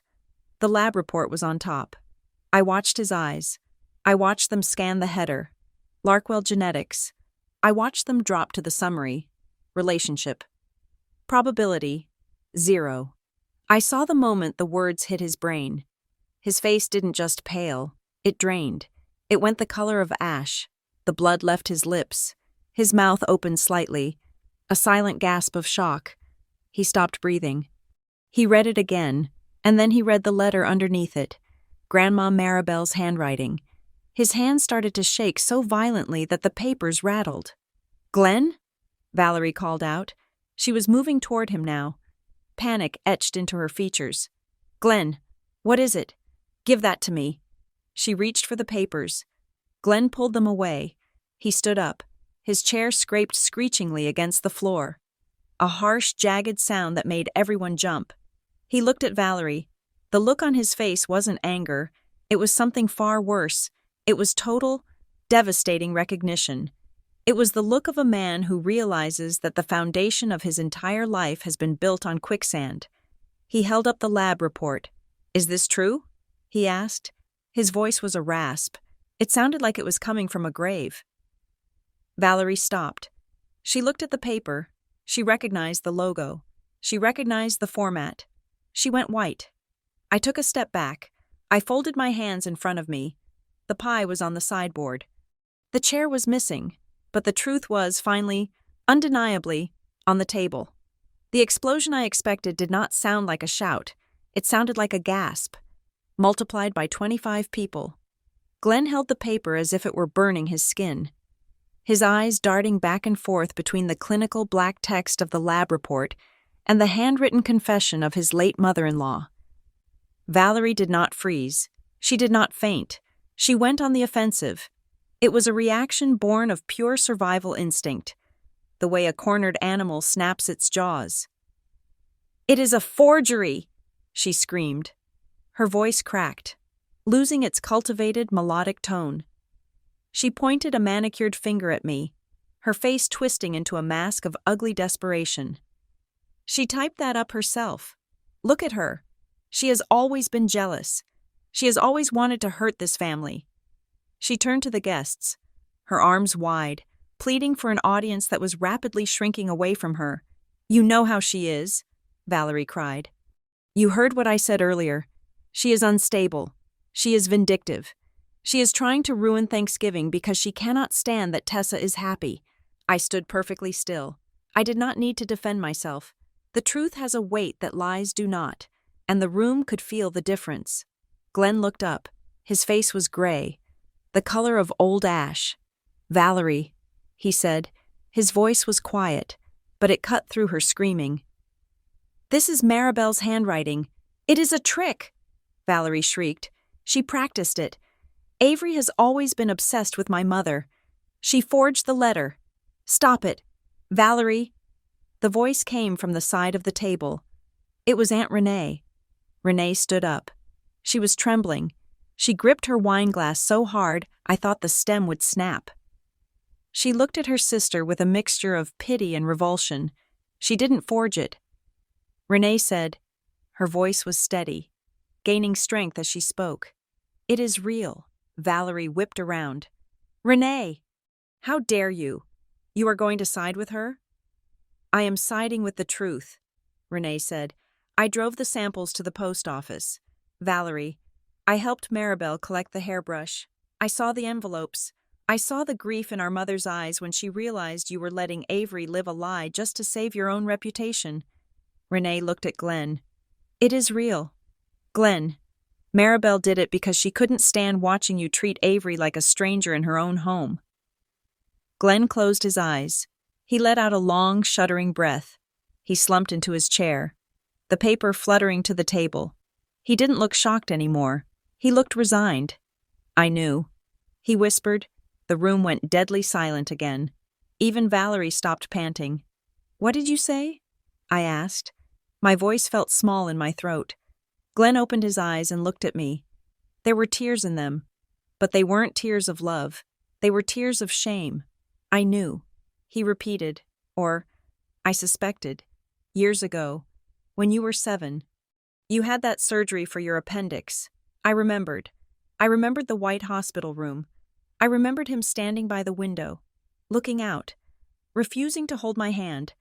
The doctor mentioned your blood type. Glenn said, he was just making conversation. But I knew my blood type, and I knew Valerie's, and what the doctor said. It was biologically impossible for you to be mine. I stared at him. The floor felt like it was tilting. "You knew?" I asked.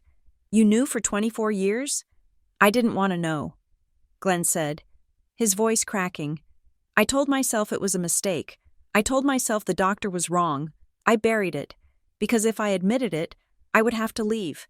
I would have to blow up my life. And I was a coward."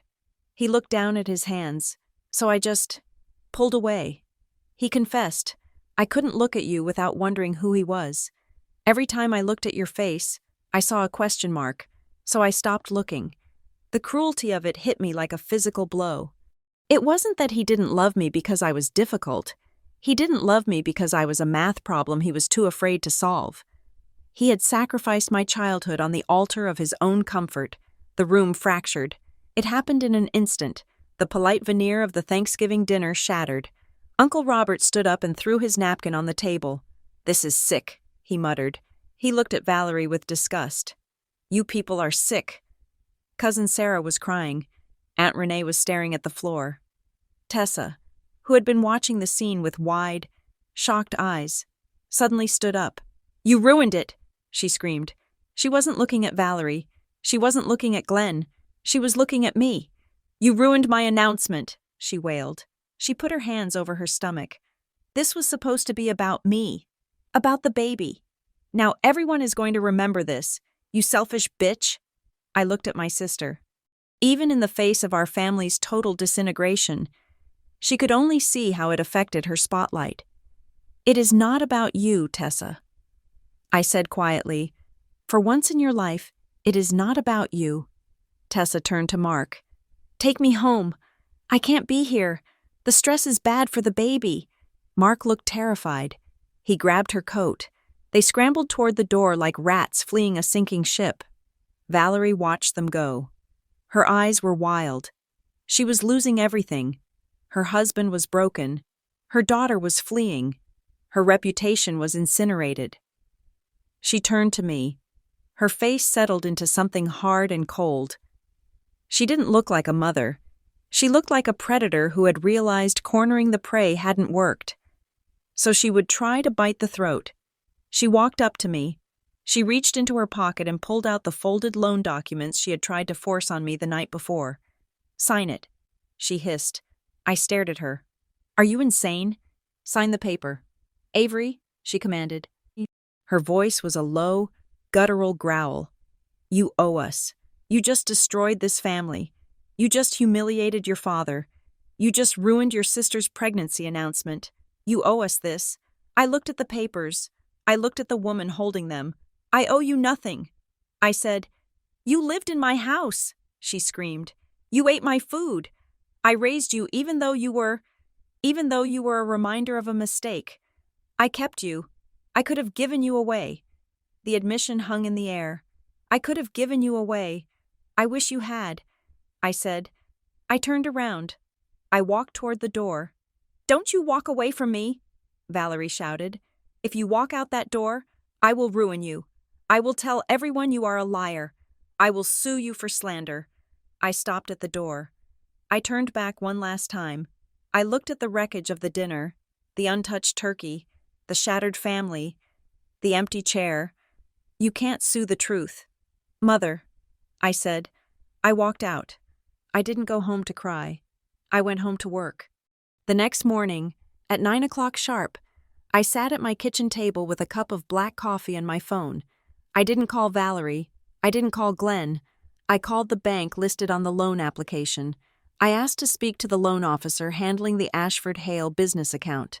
When I got him on the line, my voice was calm, professional, and deadly. "My name is Avery Flores," I said.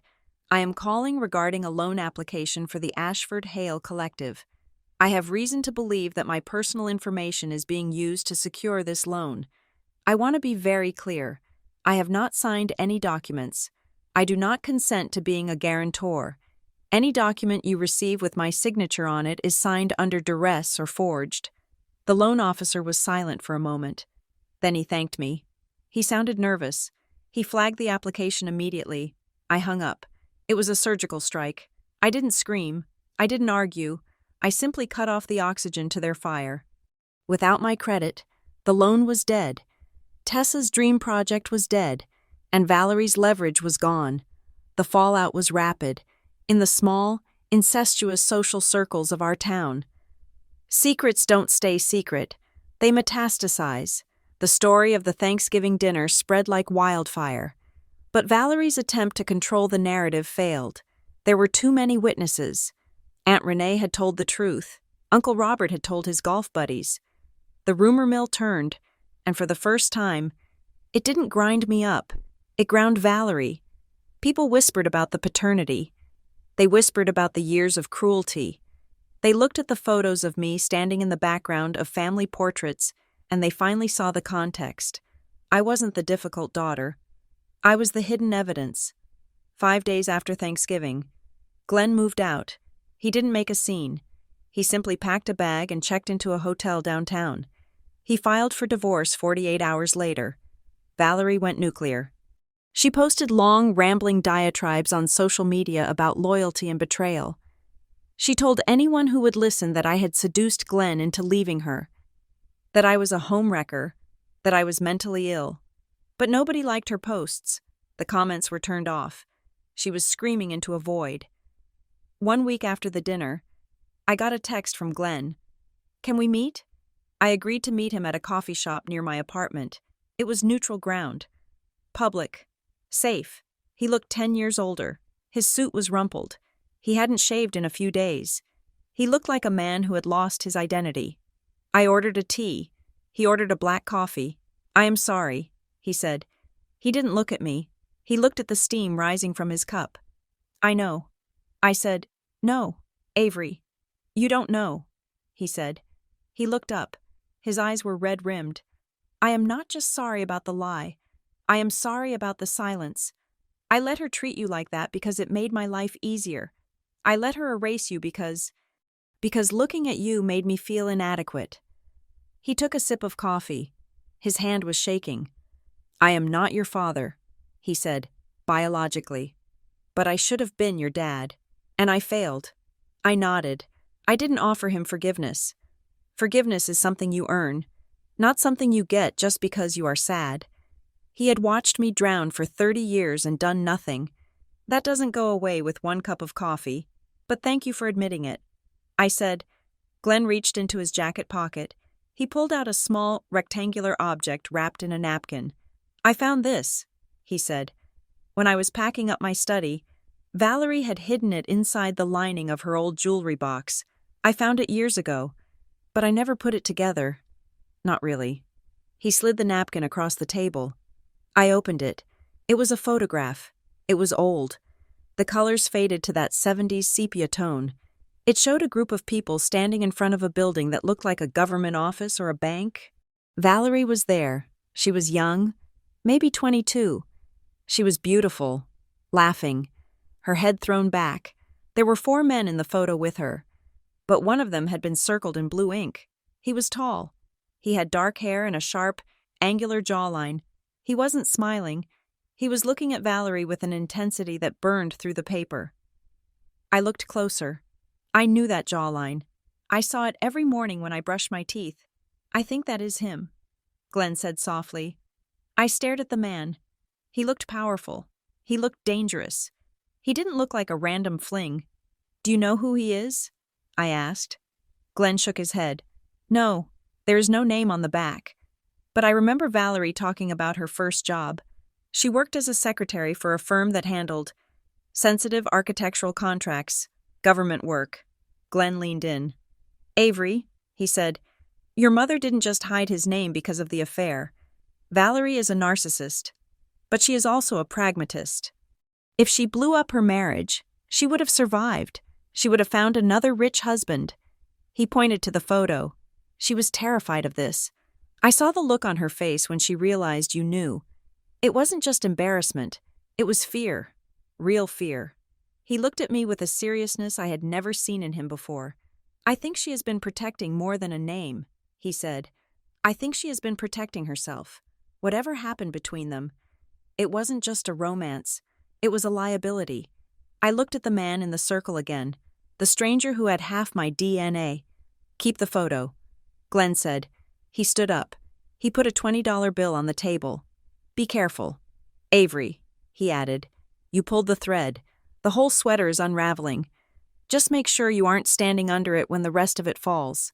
He walked away, leaving me alone in the coffee shop with a cold cup of tea and the face of a man who looked exactly like me. I picked up the photo. I turned it over. There was nothing written on the back, but as I held it up to the light, I saw something, a faint impression. Someone had written on it with a heavy hand, and although the ink had faded or been rubbed away, the indentation in the paper remained. I tilted it. The light caught the grooves. Unit 12. The same 2 words that were on the key Grandma had left me. My heart hammered against my ribs. Grandma hadn't just left me proof of my exclusion. She had left me a map. I put the photo in my pocket. The Thanksgiving dinner was over. The marriage was over. But the story was just beginning, and I had a feeling that the man in the photo wasn't just a missing father. He was the reason I had never been allowed to have a seat. The metal roll-up door of Unit 12 rattled upward with a sound like a scream trapped in a throat. The air inside was stale, smelling of cardboard, dust, and the slow decay of paper. I pulled the chain to click on the single naked bulb overhead. The yellow light flickered, buzzing like an angry insect, before settling into a grim, steady glow. I had been here before, the night I found the lab report, but I hadn't truly looked that night. I had been searching for a weapon to survive Thanksgiving. Now, I was searching for the rest of the story. Grandma Maribel had left 3 banker's boxes. I sat cross-legged on the cold concrete floor and pulled the second box toward me. It was labeled in her shaky script, "The Timeline." Inside, it was a chaotic masterpiece of amateur detective work.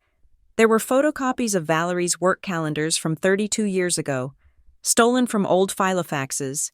There were credit card receipts, faded almost to white, preserved in plastic sleeves, and right on top, there was a thick sealed envelope labeled, "If she denies it." I felt a chill that had nothing to do with the temperature of the storage facility. Grandma had known. She had predicted the scene in the dining room with terrifying accuracy. She knew Valerie would scream forgery. She knew the first layer of truth wouldn't be enough. I tore open the packet. Inside was a single sheet of yellow legal paper covered in a timeline drawn in black ink. Grandma had cross-referenced Valerie's business trips with the credit card receipts. May 12th through 14th. Valerie in Chicago for Design Expo. Receipt shows dinner for 2 at the Drake Hotel. Receipt shows room service for 2. June 4th. Valerie staying late at the office. Phone records show a 2-hour call to a number in the 312 area code. At the bottom of the page, Grandma had written 3 names. They were circled, with question marks next to them.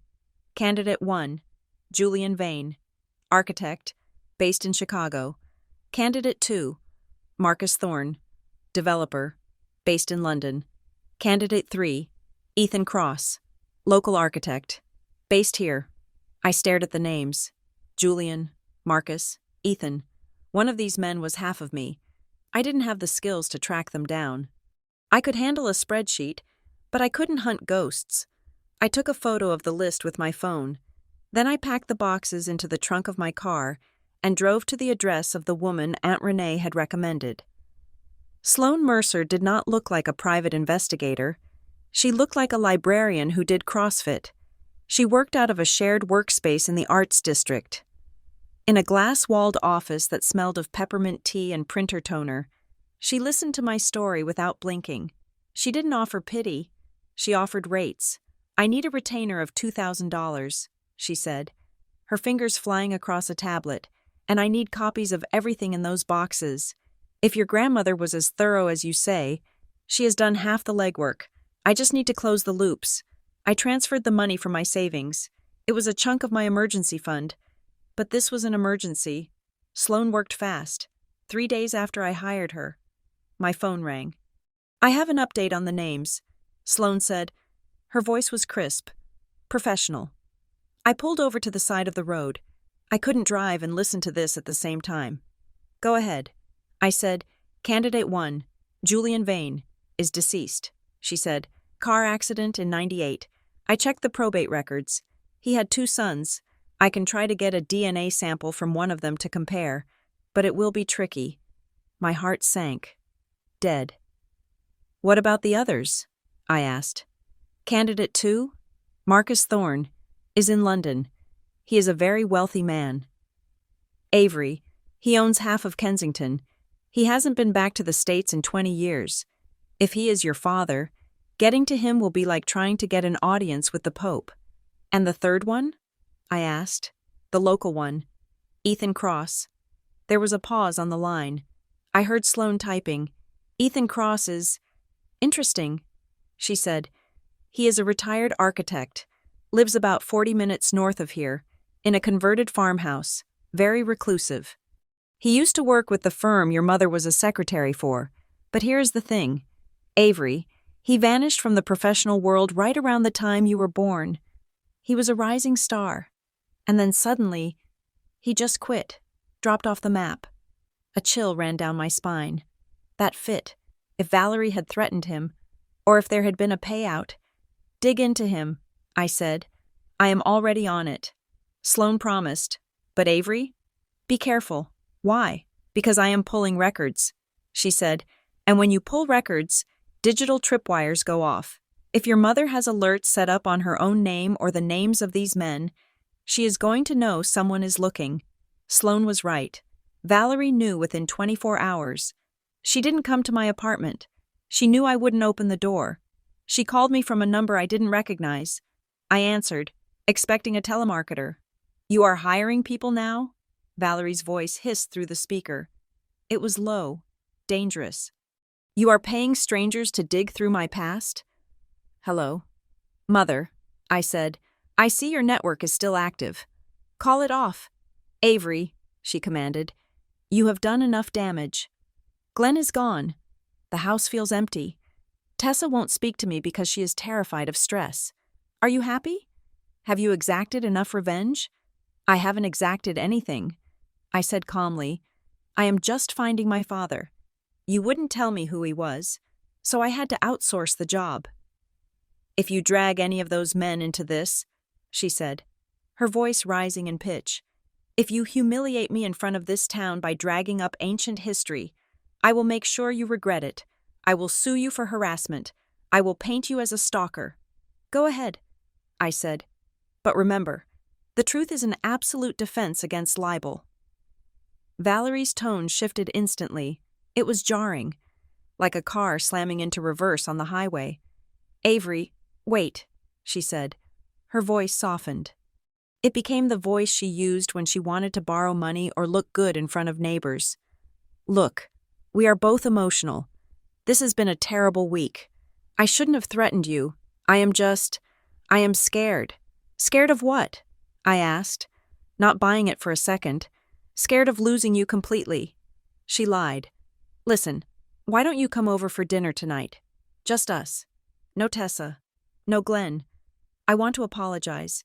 I want to explain everything. I will tell you the truth. Avery, I promise. Just come home.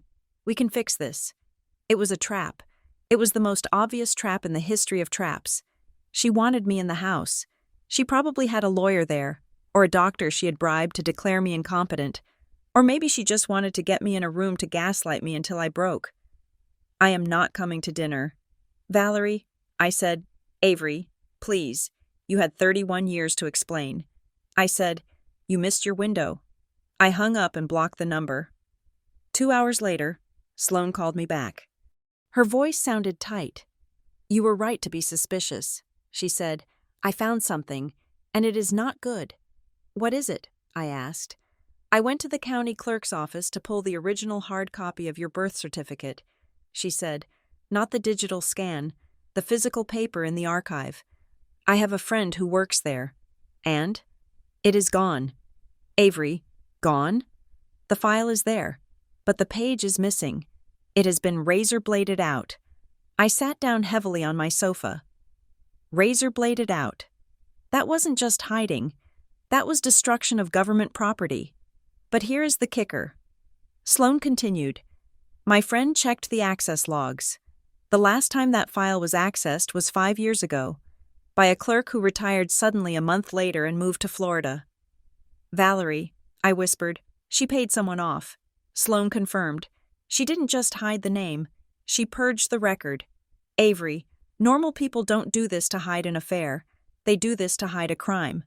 Or to protect someone so powerful that their name can never appear on a document. I thought about the man in the photo Glenn had given me. The man circled in blue ink. He looked intense. He looked important. What about the DNA? I asked. That is the other thing, Sloan said. I ran your profile against the public genealogy databases. I didn't get a direct hit on a father, but I got a proximity hit, a second cousin. Who? A woman named Marion Cross. Sloan said. Cross? I repeated. Like Ethan Cross? Exactly. Sloan said, but here's the twist. Marion Cross isn't related to Ethan Cross. I checked their family trees. They are two completely different Cross families. It is a common surname. I was confused. So the hit isn't Ethan? No. Sloan said, the DNA is pointing sideways. It is saying that you are related to this Marion woman, but she has no connection to the 3 men on your grandmother's list. Which means what? Which means the list might be wrong. Avery.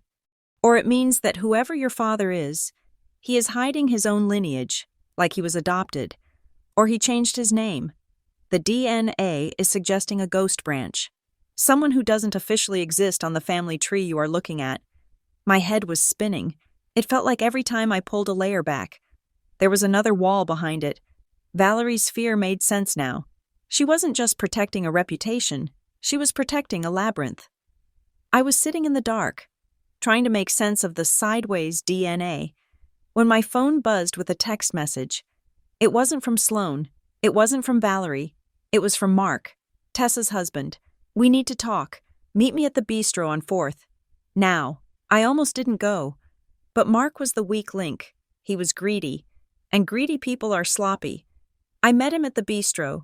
He was sitting in a corner booth, looking pale. He didn't stand up when I arrived. Drop it. Avery, he said before I even sat down. I sat. Hello to you too. Mark, I am serious, he said. He leaned in, his voice a frantic whisper. Tessa is a wreck. She can't eat. She can't sleep. You are destroying her. I am not doing anything to Tessa. I said, I'm looking for my father. Why does that terrify you so much? Mark looked around the restaurant. He looked terrified. Because it is not just about a name, he hissed. Do you have any idea who you are poking? Who? I asked. Tell me. Mark? He shook his head. I can't. Attorney-client privilege. You represent my mother? I asked. Surprised? No. He said, not your mother. He stopped. He realized he had said too much. His eyes went wide. He represents the father. The realization hit me like a splash of ice water. Tessa's husband, the rising star attorney, represented the man who was my father. That was why he was so desperate for the loan. That was why he was so desperate to keep me quiet. He was compromised. You know who he is. I whispered. Mark stood up. He threw a $50 bill on the table. Just drop it, Avery, he said, for the baby. If this comes out, it won't just hurt Valerie. It will burn everything down.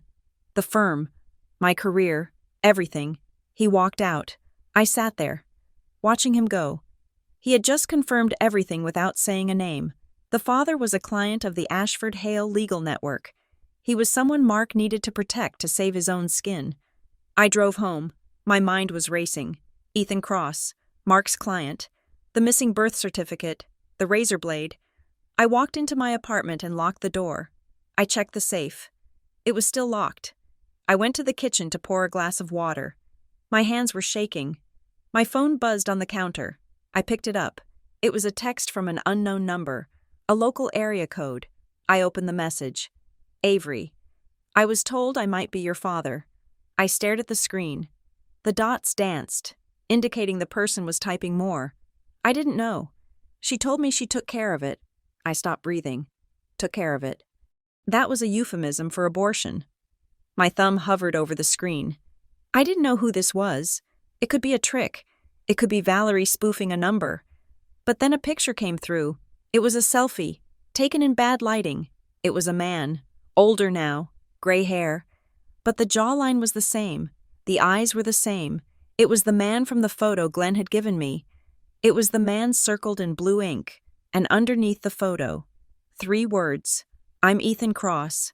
I dropped the phone on the counter. The glass cracked.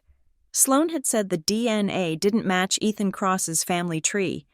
But here was Ethan Cross, claiming me, which meant one of 2 things.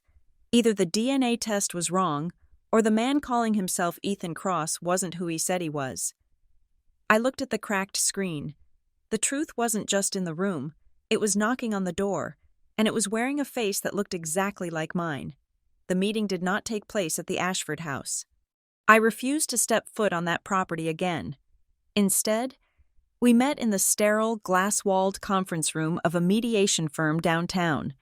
It was neutral ground. The air smelled of floor wax and recycled air conditioning, a stark contrast to the potpourri and roast turkey scent of the Thanksgiving disaster. I arrived early. I sat at the head of the long oak table, flanked by my team. On my right sat Sloan Mercer, my investigator, looking predatory in a sharp navy blazer. On my left sat Aunt Renee, looking tired but resolute, her hands clasped tightly around a coffee cup, and next to her sat Glenn, my father, or the man who had played the role for 30 years. He looked hollowed out, but he was there. He had chosen a side. Valerie arrived 10 minutes late. It was a power move, designed to make us wait, to make us sweat. She swept into the room wearing a black dress that looked more appropriate for a funeral than a mediation. She wasn't alone. Tessa's husband, Mark, walked in behind her, carrying a leather briefcase. He looked nauseous. He wouldn't meet my eyes. Valerie stopped at the foot of the table. She looked at the lineup. She saw Glenn sitting next to me, and her lip curled. "So," she said, tossing her purse onto the table, "this is the firing squad. It is a mediation." "Mother," I said, "please sit down." I didn't offer her a drink. I didn't smile. I pointed to the chair at the opposite end of the table. Valerie sat. She smoothed her dress, regaining her composure. She looked at me with that familiar, patronizing pity. "Avery," she began, her voice dripping with fake concern, "I hope you have calmed down since Thursday. I am willing to forgive the scene you caused. I am willing to attribute it to emotional distress. If you sign a non-disclosure agreement today and agree to cease this harassment, we can discuss a settlement. I might even be able to help you with some rent money." I looked at Sloan. Sloan smiled. It was a terrifying smile. "She isn't here for rent money. Mrs. Ashford," Sloan said. I opened the folder in front of me. It was the final packet from Grandma Maribel's storage unit, the one I had saved for the end. "We are here for the truth," I said. I slid a document across the polished wood. It spun and stopped perfectly in front of Valerie. "What is this?" she asked, refusing to touch it. "It is a notarized statement from the clerk at the records office." I said, "The one who retired to Florida 5 years ago." Sloan tracked him down. He was very chatty once we mentioned the possibility of a federal investigation into tampering with government records. Valerie went still. "He admitted that you paid him $5,000 to use a razor blade on my birth certificate." I said, "He admitted that you paid him to seal the file so no one, not even me, could access it without a court order." Valerie laughed, but it sounded brittle. "That is ridiculous. A senile old man. It is hearsay." I slid another paper across the table. "And this," I said, "is the bank transfer from your personal account to his, dated 2 days before he retired." Valerie stared at the paper. Her hand twitched. Mark leaned over and whispered something in her ear. Valerie shook her head violently. "I was protecting the family," she snapped. Her voice rose, bouncing off the glass walls. "I was protecting you. Avery, you don't understand the kind of scandal this would have caused." "Protecting me?" I asked. "By erasing half of my identity? By letting me grow up thinking I was a disappointment to a man who wasn't even my father?" "I was protecting you from him," she shouted. She pointed a finger at me. He didn't want you. He walked away. I saved you from that rejection. The door to the conference room opened. I hadn't locked it. I had been waiting for the final guest. A man walked in. He was tall, with silver hair and shoulders that seemed to carry an invisible weight. He wore a worn corduroy jacket and held a motorcycle helmet in his hand. He looked like an older, weather-beaten version of the reflection I saw in the mirror every morning. The room went silent. Valerie turned around. When she saw him, the blood drained from her face so completely she looked like a wax figure.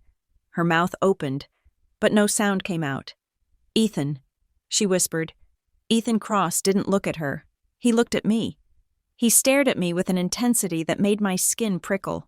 He was searching my face, cataloging the features, the jawline, the eyes, the brow, that matched his own. He didn't want me? I repeated Valerie's words. Looking at Ethan, Ethan turned to Valerie. His voice was low, shaking with a suppressed rage that vibrated through the room. "You told me you took care of it," he said. Valerie shrank back in her chair. "Ethan, please, you came to my office," Ethan said, stepping closer to the table. 31 years ago. You told me you were pregnant. I asked you to marry me. I told you I would leave the firm. I told you we would make it work." He hit the table with his fist. It wasn't a violent gesture toward her, but in release of 30 years of agony. "And you told me it wasn't mine. You told me it was Glenn's. You told me to get out of your life before I ruined your marriage." Valerie was shaking her head. "No, that is not how it happened. And then 5 years ago." Ethan continued, his voice cracking. "Your mother came to see me. Maribel. She found me at the farm. She asked me if I had ever wondered about the baby." Valerie gasped. She didn't know that part. She didn't know Grandma had broken the silence. "I told her you said there was no baby," Ethan said. "I told her you said you had handled it." Maribel looked at me like I was a fool. She started to say something. She started to tell me the truth. And then, Ethan looked at Mark, and then your lawyer showed up. Ethan said. All eyes turned to Mark. Tessa's husband was sweating profusely. He was trying to shrink into his suit. Mark threatened to sue me for harassment if I didn't stay away from the Ashford family. Ethan said, "He sent me a cease and desist letter. He told me that Maribel was senile, and that if I approached you or Avery, he would bury me in legal fees until I lost my farm." I looked at Mark. The betrayal was absolute. It wasn't just Valerie. My sister's husband, the father of the future of the family, had actively participated in keeping me an orphan.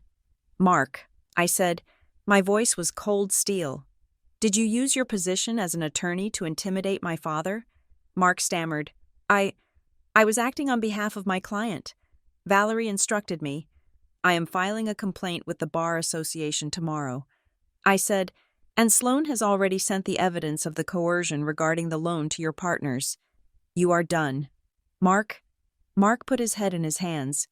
I turned back to Valerie. She was alone. Glenn was looking at the floor. Mark was defeated. Her lies were stripped away. "Tell the truth." "Mother," I said. Valerie looked around the room. She looked for an exit, but there were only glass walls. She looked for an ally, but she had alienated everyone. "Why?" I asked. "Why did you lie to him? Why did you lie to me?" Valerie slumped. Her posture, usually so rigid and perfect, collapsed. She looked small, because he was nobody. She whispered.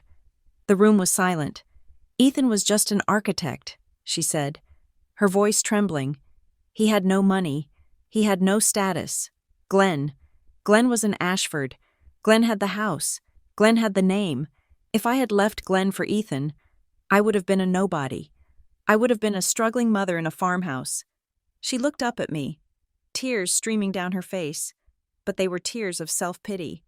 "I wanted a better life," she cried. "I wanted the country club. I wanted the security. And when I got pregnant, I knew I couldn't hide it. So I made a choice. I chose the life that mattered."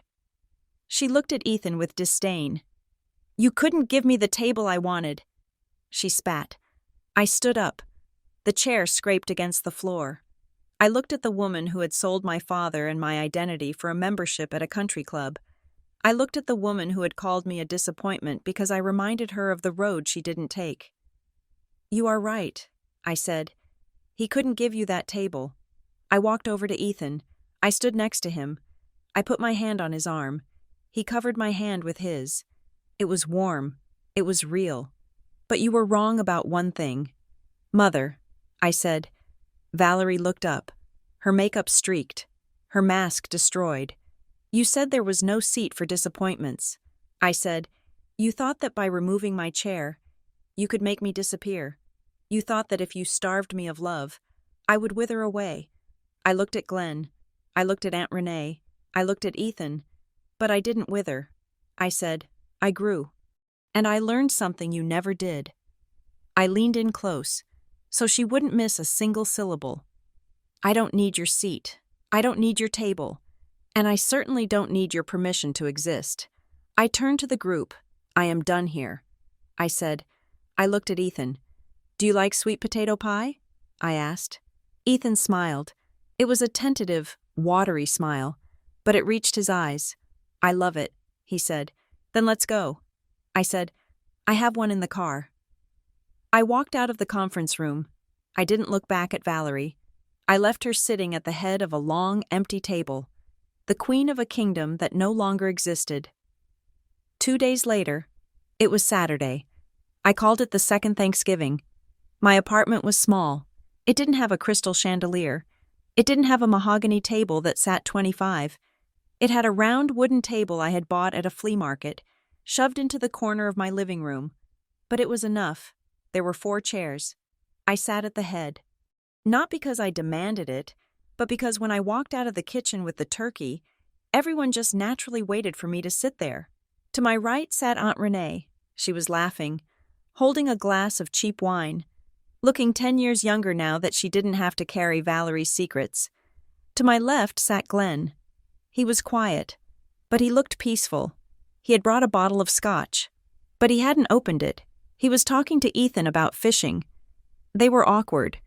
Yes, they were 2 men who had loved the same woman and lost her in different ways, but they were trying, for me. They were trying, and opposite me sat Ethan Cross, my father. He watched me with a sense of wonder that made my chest ache. He ate the sweet potato pie, Grandma Maribel's recipe, and he closed his eyes. "Maribel gave me a slice of this once," he said softly. 30 years ago. She told me it was the taste of truth." I looked around the table. It wasn't perfect. We were a ragtag group of survivors. We had scars. We had trauma. We had 30 years of lost time to make up for. But as I looked at their faces, illuminated by the warm light of the candles I had bought, I realized something. Valerie had spent her whole life curating a perfect image, terrified that one crack would let the light in. She had built a fortress to keep people out. I had built a table to let people in. I raised my glass. "To building your own seat," I said. They raised their glasses. The clink of the glass was the best sound I had ever heard. "To Avery," Ethan said. I took a sip of wine. I looked out the window at the city lights. I was 31 years old. I had a messy past. I had a complicated family. But for the first time in my life, I wasn't hungry. I was full. Thank you so much for listening to this story. I would love to know where you are tuning in from today. Please leave a comment below with your city or country so we can see how far Avery's story has traveled. If you enjoyed this journey of justice and truth, please subscribe to the Monica Revenge Stories channel. Hit the like button and smash that hype button to help this story reach even more people who need to know that they can build their own table too.